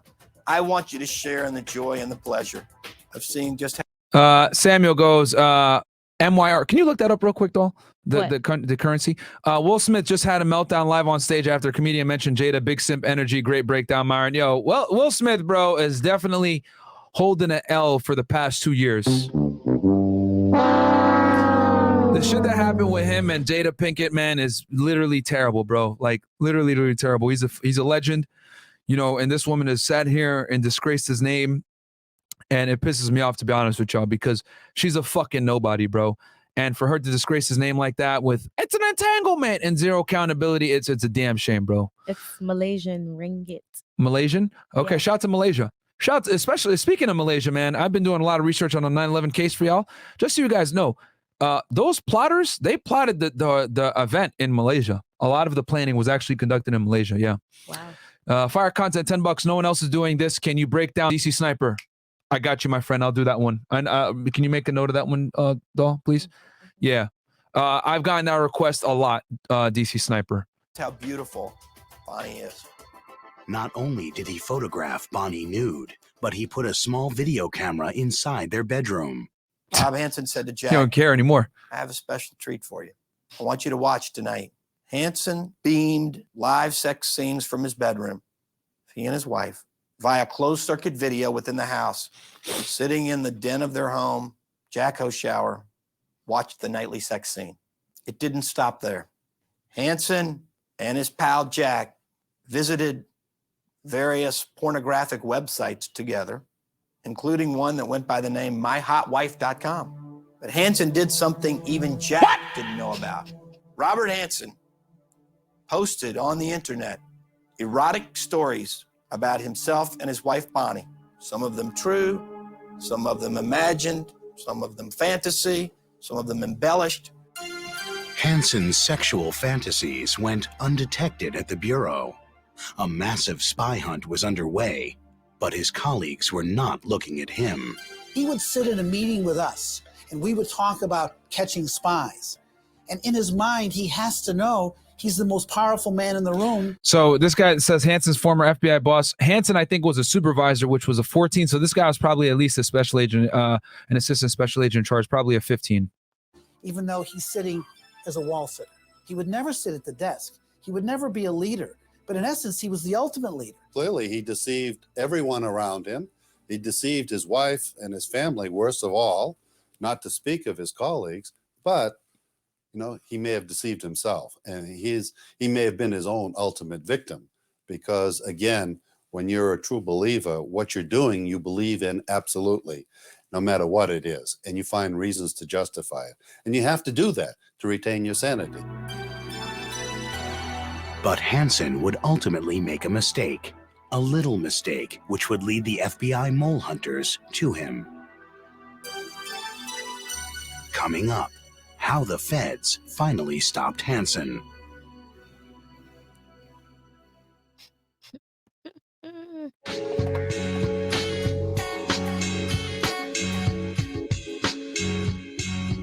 Spring 2000, at the Russian mission to the United Nations. Their security cameras were keenly watching the FBI agents in the neighborhood. From Eastern European listening posts, rumors were spreading that a former Russian KGB agent was in New York City looking to sell a file about the mole. Oh, shit. Former KGB agent about to sell a file to the mole. Remember, guys, at this point, the Soviet Union had just dissolved. So guys were out of work. It was a tough time in Russia. A lot of former KGB agents were out on the market trying to sell some secrets. You know what I'm saying? Make some money. Codename Ramon Garcia, or in reality, the Hansen File. That he said he could help the FBI more than they realized, because he not only had some information of value, he had the actual file on the mole. When they heard that, I mean, their eyes just popped out of their head. They had to have that file, no matter what it cost. So the negotiations began, and the Russian was in no hurry to reach any kind of a deal. He asked for a lot of money, and the FBI named a lower figure. Eventually, they settled on $7 million. What? Bruh. So at this point, guys, so just put the things in perspective. See, Doll, you already know what to do, right? Search $7 million in 19. This is probably 19. No, this is 2000. This is in 2000 now? Yeah, because that's when I think that's when they was building the evidence to catch him in 2001. Okay. So, hold on. Is it 2000? Because go to the beginning. Information of value. Posts, rumors were spreading that a former Russian KGB agent You gotta go back was a little New bit York more. Spring 2000. Okay. Yeah, spring 2000. Yep, Russian you're right. mission to the United Good Nations. catch. Good catch. Their security. The mole. When they heard that, I mean, their eyes just Yeah, 7 million in popped out of their 2000. head. They had to have that file, no matter what it cost. So the negotiations began, and the Russian was in no hurry to reach any kind of a deal. He asked for a lot of money, and the FBI named a lower figure. Eventually, they settled on $7 million. But there was one catch. The man did not have the file with him. It was still in Moscow, not at KGB headquarters, but nonetheless in Moscow. Okay, $7 million in 2000, guys, is worth $11,500,000 today. God damn. Bread. He couldn't go back into the secret KGB headquarters near Moscow and get a file out. He was retired, past armed guards. I mean, he's not Tom Cruise, right? He's not going to be able to do a Mission Impossible. So they asked him, how could you possibly have access to this file? And he said, I took it with me. I took it with me, and I hid it, and I'm the only one who knows where it is. News of the potential breakthrough was passed on to the CIA. Hansen, still operating at FBI headquarters, was unaware he was in danger of being discovered. The defector provided the entire file, which included some of the garbage bags that Hansen had wrapped some of his secret information in and put in the dead drop. It included all the correspondence between Hansen and the Russians over many years. It included some CDs that Hansen, being very technical, sort of a computer geek, had turned over to the Russians. It included the names that he had copied down before he took the file of all the documents that Hansen had turned over. Because the Russian figured he didn't need to pull out all the actual documents. The Americans would have the documents. These were copies, and all he needed was to identify them. The file also included an audio tape, a recording of a phone conversation between the mole and the KGB. Inside an FBI office in Washington, a small group of... And real quick, guys, so the garbage bag that they're talking about actually had his fingerprints here, and I'll show you guys, the affidavit real quick. Forensic evidence: when B made dead drops to the KGB SVR, he would place the contents of the drop in a plastic garbage bag, which he would wrap with tape. The plastic bag would then be placed inside a second garbage bag. The FBI came in possession of the inner plastic bag used by B on the occasion to wrap the contents of a package to the KGB. An FBI fingerprint examiners conducted an examination of the plastic bag and ascertained that it contains 2 Lane fingerprints of comparison value. The examiner determined that these 2 fingerprints are those of Robert Philip Hansen. Holy! And also, you guys are probably wondering, well, how do they have his fingerprints in the first place? So every time you get a government job, guys, they roll your fingerprints, right? So I remember when I went to go work for HSI, I actually had to go to a police station, get fingerprinted, and then I had to go and give copies of my fingerprint cards over to Homeland Security. So, and it had to be signed by the detective that fingerrolled me and or fingerprinted me and everything else like that. So that is why if you're a government employee, they're going to have your fingerprints on file, and they were able to do that. Okay. So let's keep going. Senior officials gathered to listen. It was hauntingly familiar. Well, of course it was. And at first they didn't know who it was. So they went back to the file and they started looking at it, and they found a couple of phrases in the correspondence that Hansen had sent to the KGB. And there was a phrase in there quoting General Patton, which they realized they had heard that phrase before. And the phrase was supposedly from Patton's famous speech to the troops just before D-Day in World War II, in which he referred to, let's get this thing over with the Germans so we can go after the purple-pissing Japanese. Well, that's an unusual phrase. So they listened to the tape again, and they all said, of course, it's Bob Hansen. The FBI. Hot damn, bro. They fucking got him. Because no one else uses that phrase. Men were stunned. The mole was one of their own, one they never suspected. Hansen had made the mistake of leaving a fingerprint and a voice print for the FBI to discover.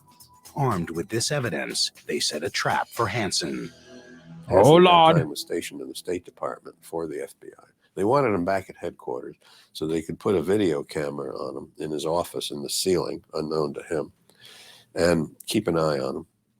And they watched him and for a couple of months. And at one point they saw him actually going by a dead drop and checking out the signs, to signals to see, so they realized that not. So just so you guys know, so this is the phone call that they're talking about. On December 16, 1991, B told the KGB that he had an increase in salary and authority, which moved him temporarily out of direct responsibility, but a new mission for my new group has not been fully defined, and that I hope to adjust that. As General Patton said, let's get this over with so we can kick the shit out of the Japanese. He quoted the same reference to Japanese in a letter he wrote to the SVR on or about June 8, 2000. At that time, Hansen was preparing to assume new duties as chief of the new national security threat list at the FBI headquarters, where he focused the unit's counterintelligence efforts on economic espionage. This new assignment resulted in an increase in salary. So he went from he went from a GS-14 to GS-15. Okay. So he went to a unit chief, which, guys, just so you guys understand, I broke down the hierarchies of special agents, but normally, so a 13 is someone that does a criminal case. So, for example, the person that released affidavit is a 13, okay? He's a case agent. And then a 14 is a supervisor. 15 is someone that is a second-line supervisor, a.k.a. also known as an assistant special agent in charge. But in this case, he had the title of unit chief, okay? Several FBI employees recall that Hansen frequently quoted General Patton, and one employee who worked closely with Hansen specifically remembers Hansen once using the above-mentioned Patton quote in a discussion with him. So in February 1988, B told the KGB that he could read the Victor. Oh, okay. So we'll keep going on with the thing, because guys, they have like 30 to 20 plus packages of him releasing stuff. Not only did they have the right person, which they knew by then, but that he was still active, which they didn't know at that point. Then, a forensics team came up with Hansen's fingerprints, lifted from a black bag, the trash bag he'd used for the secrets he had turned over to the Russians. No one knows why he didn't wear gloves, nor why the Russians kept the bag. But now, the FBI had its case and moved against their target. I just doubled over. I remember distinctly hearing Robert Philip Hansen. Can't be my Bob, because I didn't know his name was Philip, and it was denial. I mean, it was just like hearing your son had died. To think that Bob Hansen had been arrested for espionage. Coming up, after the arrest, sober thoughts about a man who deceived his wife, his family, and his nation.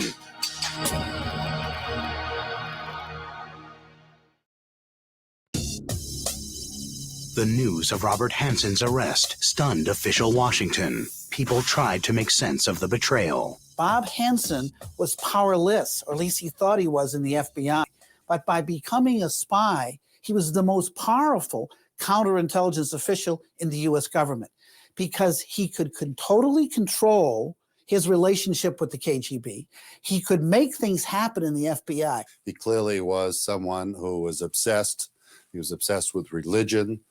He was obsessed with a particular style of living, which he assumed was the only one that was worth living. Robert Hansen was able to somehow be a spy and be an FBI agent at the same time for 20 years. He was able to be a loyal husband and betray his wife for 20 years. So when he was in church praying, he was a devout Catholic, and he meant every word of it. When he told his wife that he loved her, He meant every word of it. When he was with the stripper Priscilla Gailey, he enjoyed every minute of it. And when he was committing espionage, he wanted to be James Bond, and he was better than Bond. When confronted, Hansen admitted his guilt and offered no explanation publicly for his actions.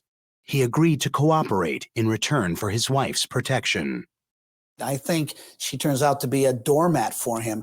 I mean, this is a woman who did not appreciate nor understand his access. He didn't understand his real profession, the kind of counterintelligence officer he was. I mean, this is a woman who found him spying in '79, and they chose to go to talk to the priest. So what, 3 years after he became an agent? Goddamn. And he says, I won't do it anymore. It was always behind the scenes, the great family secret that he had done this. It turns out he did it again starting in 1985. I think Hansen got away with it because of the FBI culture of not wanting to believe, you know what, where there's smoke, there's fire. Let's look at this guy. You have to look at what he gave away. It was very serious. He gave away information about our assessment of Soviet nuclear strength and their assessment of how powerful our weapons were.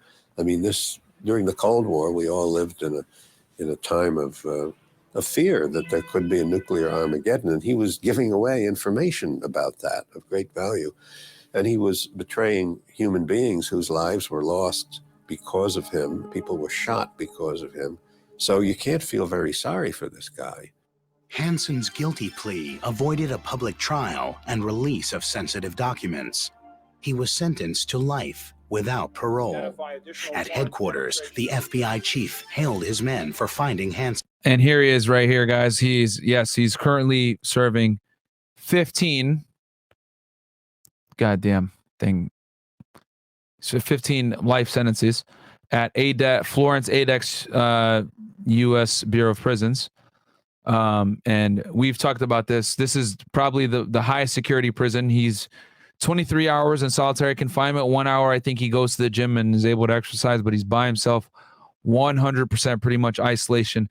He and this is where the worst are. You know, the Unabombers here, our boy Dzhokhar Tsarnaev, aka the Boston Marathon bomber, he's there. All these guys, some of the worst criminals are there, and this is the worst, highest max prison in the United States, federal prison. So that's where he is right now. But nobody in counterintelligence was celebrating. It had taken too long to catch him. Too much damage had been done. And there was a continuing fear that Hansen most certainly would not be the last traitor. It would be rather naive to believe that this is the end of the story. Espionage will never cease. Even though Russia and the United States today are on fairly good terms. Russia has its national interests. South Korea has its national interests. Israel has. Every nation has. And just so you guys know, my bad. Operate to provide their government. Just so you guys know, he took crazy effort to like not get caught. Look, he was running his name, right? This is the FBI database, right? It's called ACS and ECF, which they have way different databases now, but this is back in the 90s. And look at all these things he searched. Hansen, dead drop in KGB, dead drop, FISA and cell phone, Hansen, 941 talisman, dead drop. These are all the searches he did in the database, guys, to try to not get caught. You know, CCT in Virginia, Foxstone. This is the park that he was at. Look at all these things he did to query himself, man. Which, you know, I used to work in law enforcement, bro. You never search yourself in databases. All the way up until 2001, right before he was caught, he was searching himself. So if that isn't guilty conscience, I don't know what is. Their societies with information which is vital to their national security and their national interests. Robert Hansen is not the last one. Absolutely not. David. Bro, you did the same thing, goddammit. Only difference is you ain't get caught by Vladimir and his boys. Major, Hansen's old boss, and one of those who thought they knew him best, had a final thought about the man he misjudged. It's an image he believes most people in official Washington think of when Hansen's name is mentioned. Bob Hansen has been taken out of the world. Bob Hansen lives in his cell 23 hours a day with no social contact whatsoever. He has 4 black and white television shows to watch. He goes to the bathroom, he sleeps, and he eats in that same room. And he's taken out 1 hour a day and put in a room by himself to exercise. He's literally been taken out of the world. I mean, he might get some Netflix nowadays. And he will be there until he dies.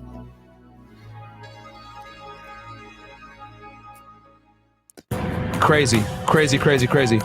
And just so y'all see, real fast, this is the indictment that he got. So we went over the affidavit, right? These are the drop locations, everything else like that we talked about. Let's see here if we missed anything. Because, yeah, guys, he turned over so much information in 20 years, right? But that's why I figured, you know what, let's just go over the documentary because it'll be a little bit easier for you guys to follow. But yeah, man. So let's go over the indictment real fast. What he actually got charged with. He got charged with conspiracy to commit espionage, 18 U.S.C. 974C, espionage, 18 U.S.C. 794A, and then attempted espionage, 794A, because he had tried again, and then the forfeiture because they took his money and everything like that. And you know, he became with the FBI January 12th, 1976. And yeah, man, he was just doing a whole bunch of shit. And just so you guys know, so here's a statute for 18 U.S.C. Right? Unintended crimes and criminal procedures, gathering and delivering defense information to aid foreign government. And then this is A, right? Whoever with intent or reason to believe that it is to be used to the injury of the United States or to the advantage of a foreign nation communicates, delivers, or transmits, or attempts to communicate, deliver, or transmit to any foreign government or any faction or party or military of a naval force within a foreign country, whether recognized or unrecognized by the United States, or to any representative, officer, agent, employee, subject, or citizen thereof, either directly or indirectly, any document, writing, code book. See how they have it so wide spanning? Shall be punished by death or by imprisonment for any term of years or for life, except that the sentence of death shall not be imposed unless the jury, or if there is no jury, the court further finds the offense resulted in the identification by a foreign power. So, yeah, he would have got death if he didn't cooperate. And then what was the other one? That was A, and then C. So C is this right here. If 2 or more persons conspire to violate the section, and 1 or more of such persons do any act to affect the object of the conspiracy, each of the parties to such conspiracy shall be subject to the punishment provided for the offense which is the subject of such conspiracy. So obviously, because he conspired with the Russians, right? He was passing this information. So and then you got A, and then C. Okay, so yeah, so that's what it is, guys. This is the indictment out of the Alexandria division. You guys can see it was a very long indictment, and they just had a whole bunch of stuff. Him giving the diskettes out, everything like that. But we went through yeah, there's like a bunch. They had to obviously cross their T's and dot their I's. So senior trial attorney Justin D. Williams, Randy L. Bellows, Assistant United States Attorney Kenneth Melson. Yeah, so they weren't messing around. So the forfeiture, this is where they took the money. Oh man, $1,437,000 itself includes, but is not limited to, approximately $800,000 plus applicable interest maintained on behalf of the defendant by or through the KGB and SVR, which may have been deposited at one point in the Venetia Bank in Moscow. So the $800,000, they took it, and then the $600,000 cash and diamonds obtained by the defendant from the KGB and SVR, $50,000 recovered by the FBI from the Lewis drop site in Long Branch Nature Center, and 2 Rolex watches bearing the serial numbers of L8. Okay, and yeah, so real quick, can you type in $1,437,000 in 2001 to now? Because that's when they grabbed them, is 2001. $1,437,000. Yep, and this was, they indicted him May 6th of 2001, and they arrested him in February of 2001. And here was his Department of State ID. God damn it. Sorry, guys. Yeah, there we go. This was his business card and his Department of State card that he had when he was working. So, yeah, crazy shit, man. Crazy, crazy, crazy stuff. And here he is nowadays. A little bit more recent photo. It's him in prison. All right. And this is when the FBI just grabbed him. Business card. There's actually a movie about this as well. I think it's called Breach. Yeah, that's them grabbing him right there. Not too fun. Let me see if I can pull up the full YouTube video of them grabbing him. Oh, and then also, you know what? Let me show you guys this as well, real fast. That's the equivalent. Okay, $1,437,000, guys, which the government took from him, is what he earned pretty much at that time in 2001, is the equivalent to $2,302,000 today. God damn, that's quite a bit of money. Not worth it though, man. Definitely not worth it. Trade your country and so yep. So here is his case, guys, on Pacer, right? And I taught you guys how to use Pacer effectively. Here he is right here, Robert Philip Hansen, terminated 5/10/2002. That's probably when he got his judgment. And yeah, life on each count, life, bam. And then a couple of them were dismissed because some of these probably held a death penalty.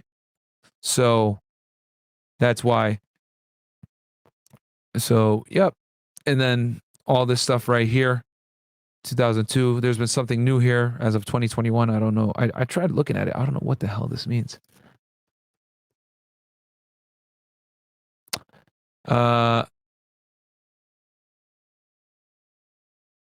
Okay, so he looks like he has a new attorney that just came in as of what? The 27th? Of last year. Yeah, of last year. He might, okay. Looks like our boy got a new defense attorney. He's probably trying to file a motion of some kind. So that's what's going on. But here's this case, guys. Yep. This is the Eastern District of Virginia. Here's the case number. Okay. Yeah. And then let's see. So we looked at his indictment, looked at the affidavit. All right, let's look at some of these chats real fast now. Is there anything else I was going to show y'all? Do we need anything else to cover with them? That was really it.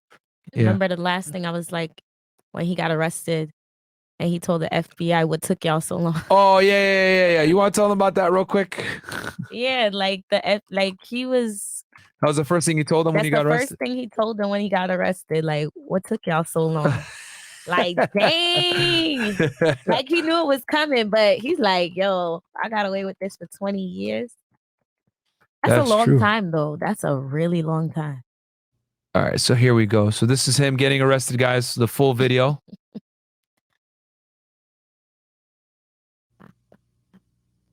I don't think it has any sound. Oh, this one don't. Of course, the government doesn't play with sound.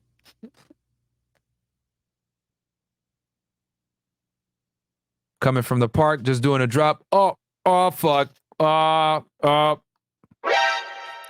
Next thing you know. FBI, open up! He was so calm, though. Like, That's probably when he told them right there. He turned back at him. He's like, what took y'all so long? right. You know, he went to church that morning. Yeah. Yeah. This is great for the law enforcement, but this is terrible for the intelligence community. That's true. Like, it took them 10 years, 20 years to catch this guy, bro. Embarrassing. But he did it smart, though. He was like the desk nerd. Yep. Nobody suspected him. Look at how many of them showed up. God damn.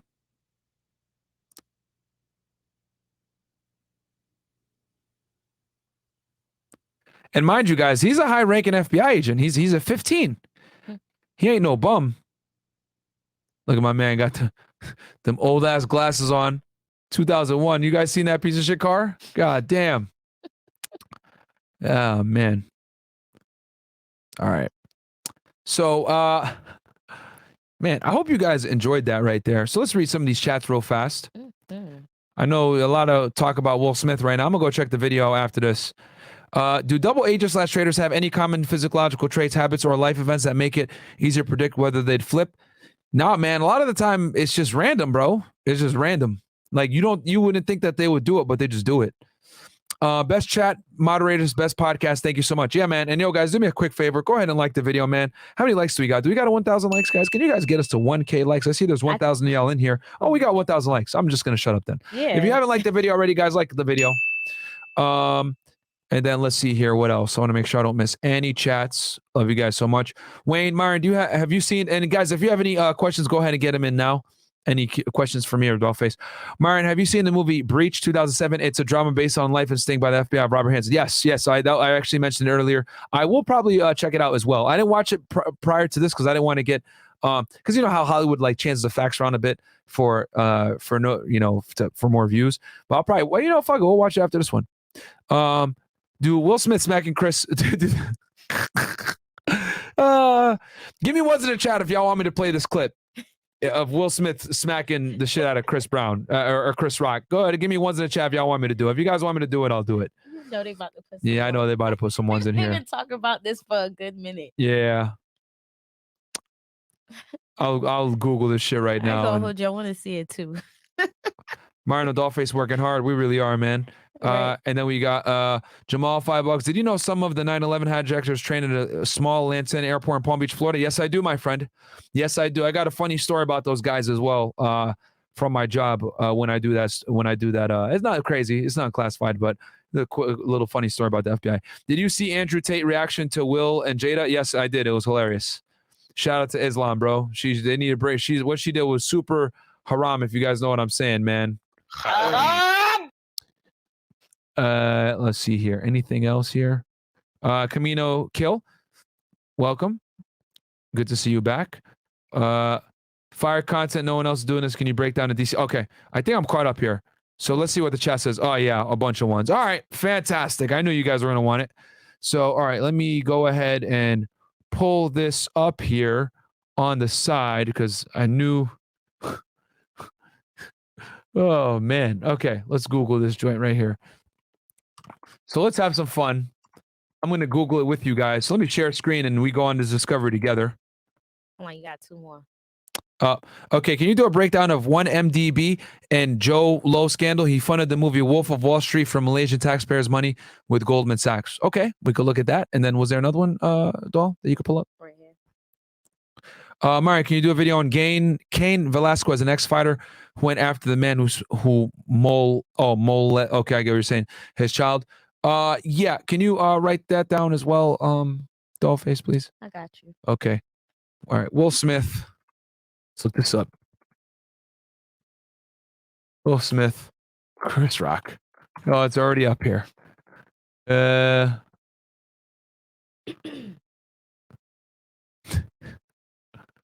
Will Smith smacked Chris Rock on Oscar stage after Jada Pinkett Smith joke. Oh.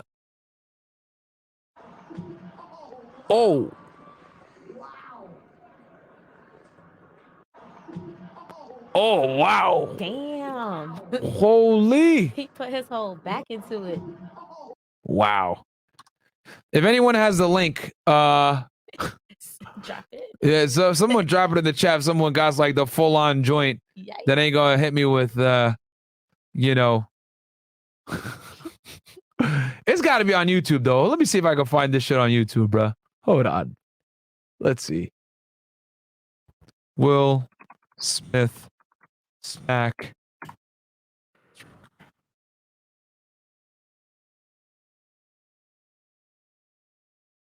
All over Twitter. Yeah, Twitter is the best place to find. All right, let me mute this shit so I don't get hit with the thing until he comes in and actually slaps him. Oh, okay. So he made the joke about her hair.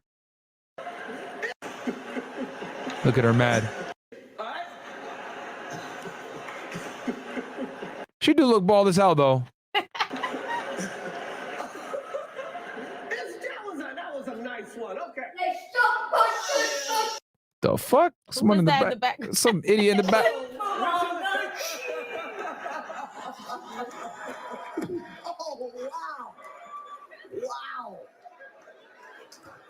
What? Are you serious, Will? Was that even real? Like, hold up.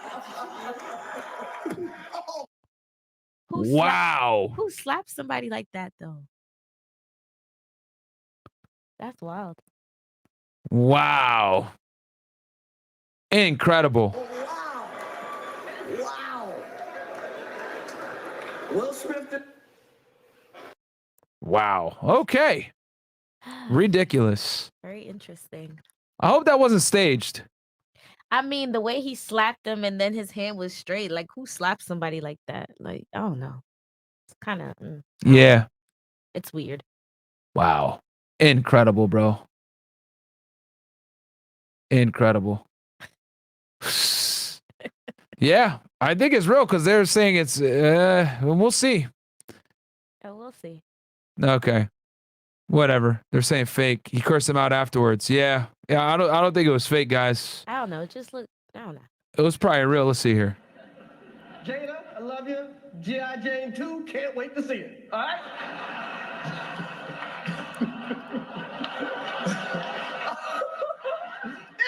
that was a nice one. Okay. That wasn't even that bad of a joke. It really wasn't, and it wasn't funny. And look how he walks up to him. Oh, wow. That looks. Why would you slap somebody like that? I don't know. Will Smith just smacked the shit out of me. Nick Mike's name out your fucking mouth. Wow, dude. Yeah. It was a G.I. Jane jump. Keep my wife's name out your fucking mouth. I'm going to. Okay? Oh, he done chipped. Oh, he done, is mad. He done lost it. Holy shit! He done lost Yo, what? Okay. Yikes. That was a greatest night in the history of television. Okay. Okay. Ooh. Wow, Will Smith, man. That's a L. Yeah, that's sad. that's a L. That's sad. Who's the bigger loser tonight, Robert Hansen or Will Smith? Will Smith. Will Smith, right? Robert Hansen been locked up since 2001. So that don't count. That don't Yo. count. Nah. God damn. That is wild. Yo. Yeah. All right. Wow. You got some super chats. Yeah, that's a L right there. God damn. Sheesh. Yo. Nah, he was really mad. Yeah, he Like, was. That wasn't fake, bro. Nah, it wasn't. Because they cut that shit out. I felt My that. man. Will Smith looking fucking crazy right now, bro. He can't take a joke. Yeah. It ain't even that serious. Yo, I guarantee you, though, there was something else behind the scenes, bro. It ain't just that joke. No, and I think she's probably sick. Yeah, it wasn't just that joke, bro. It was something else. Robert Johnson, evidently Jada is bald due to a disease. So, yeah, Will, I like that. Yeah, you called it. Yeah. You called it, Dollface.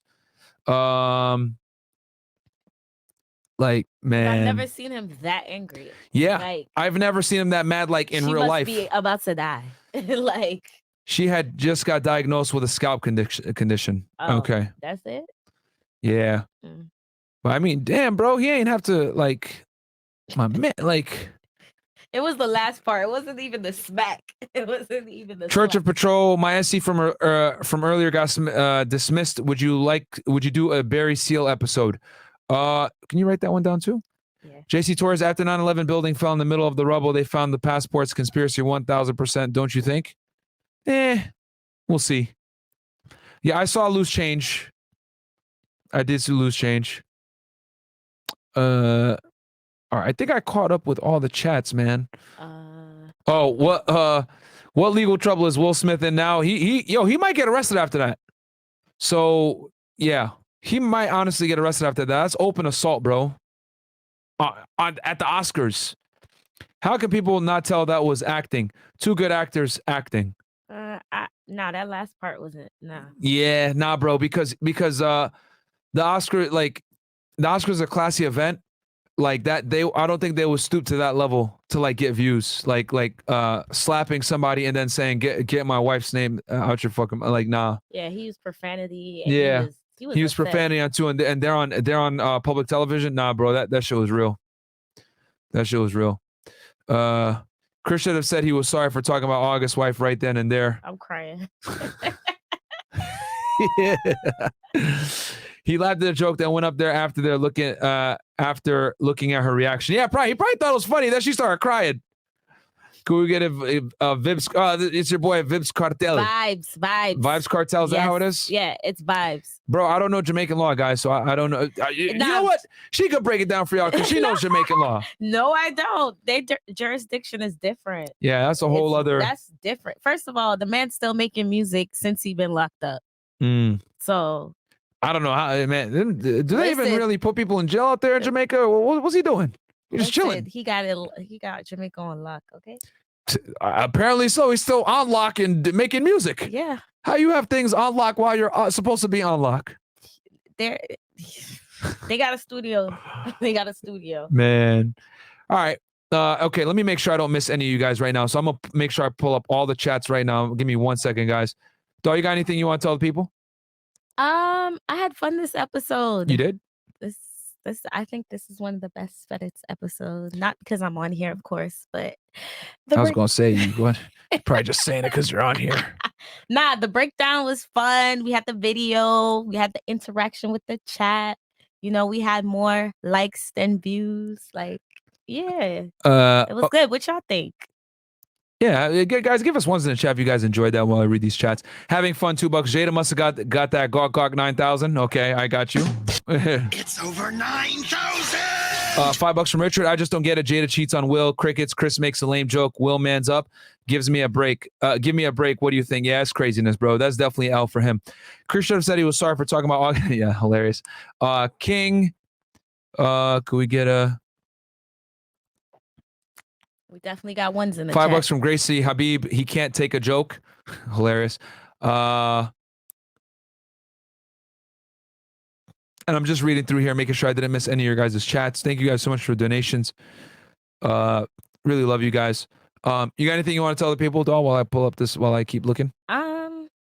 Thank you guys for your continuous support. You guys are the best chat in the world. And yeah, I would love to be on FedEx more. It's fun. It's fun. I am never bringing you back, bro. Ever. Just I kidding. did a great job. Nah, she did good. She was actually very helpful. $2 from Angus Black. Watching from Scotland. Love the show, Myron. Hey, man, we got the whole world in the house, man. Scotland. Yeah, Scotland. Let's see here. I will do one of my cases in the future, guys. Yo, get in the chat real quick. Dollface is gonna read it while I keep reading, making sure I don't miss anyone's chat. Can you guys name cases that you guys want me to break down? Dollface is gonna look at the chat right now and monitor it. Name cases that you guys want us to break down. Whatever gets the most mentions right now, I will seriously contemplate making it for next week because I don't have a topic for next week yet. 9/11 is gonna take a while. Yeah, that's gonna take a long time. Oh, someone asked HSI versus FBI. Guys, very similar agencies, man. Both of them do the same thing. The only big difference is that FBI does, specialize with counterterrorism and bank robbery. Those are like two crimes that the FBI does that we don't really do. But everything else HSI does as well. $2 from Rafa Martinez. Salute to Myron smashing that twin on Fresh's vlog. Yeah, okay, bro. I fucking hate y'all. Myron, have you ever been investigated? Oh, I mentioned that one. $5 from Aaron Blankard. Thank you so much. What are they saying right now in the chat? It's mixed. I didn't see any doubles. You don't see any doubles? Nah. And my social media is Yes. Shout your stuff out. At Dollface Duh. So Dollface DUH. DUH. Okay. And then let me just refresh this real quick. Guys, thank you so much for the support, man. Love y'all. I see Kane Valaquez. Oh, what do you and say? El Chapo. I see those two. Okay. I see DC. So between Kane, DC, and El Chapo. Okay. Between those three. Okay. Yeah, I've been getting a lot of requests for Chapo too. All right. Chapo sounds interesting. Feder Nurse wearing merch. Thank you so much. That's from $2 LEI. So what, yo, Myron, you should get into that big Latino cartel case like Pablo and El Chapo. And do you have any wild stories from your job? I got plenty of wild stories from my job. Will Smith, Reek from Game of Thrones, and then episode on Holding Frame in the future, maybe. Yes, we will. Wizard X. Thank you so much. Dick Maximus. So what, LEIO. All right, guys, thank you so much for the support, man. We're going to have an episode with our boy Justin Waller tomorrow for Money Monday, and then we're going to bring, I think, both Justin Waller and Sterling Cooper will be on for tomorrow's late night show. And yeah, man, it's good. We got a list show planned for y'all tomorrow. We're going to be there with boys, and love you guys so much. Yes, I will do Coast to Coast. I see that in the chat as well. I just got to get his documents. Shout out to Dollface. You want to tell anything to the people before we close it out? Man, just thank y'all for the continuous support. Yeah, you guys really like Dollface. I don't know why y'all fuck with her so much. I fucking hate her. She really do love you guys though. She talks about it all the time. Like, I love the chat. They're really supportive. They're really friendly. Like she's one of the few people that y'all like rock with. Any hate since day one. Yeah, she's one of the few girls that y'all rock with. Y'all roast all the other girls, man, but you guys show her love. So Start roasting her some more. Don't do that. And so one last chat came in right now. Okay. Silly white boy, did you see Will Smith's Oh, God. Kryptonite play video real quick? Yeah, I did. Rewind the video back, bro. I did play it back earlier. A second. But yeah, and so yeah, I think who took a bigger L tonight? I think Will Smith took a bigger L than our boy For sure. Hanson. At least Hanson got away for 20 years. Oh, You know, my man Will. That's a big L. But anyway, guys, we'll catch you back here tomorrow, Money Monday with Justin Waller, the nighttime show with Sterling Cooper. Love you guys. Follow Dollface on Instagram at Dollface, and then DUH, right? yeah. One word. Check her out. Send the dick pics over there as well, unless you're from the UK. And we'll catch you guys. Tomorrow. Bruce. NCIS. Okay. Listen. All right. Let's break this down too. Okay.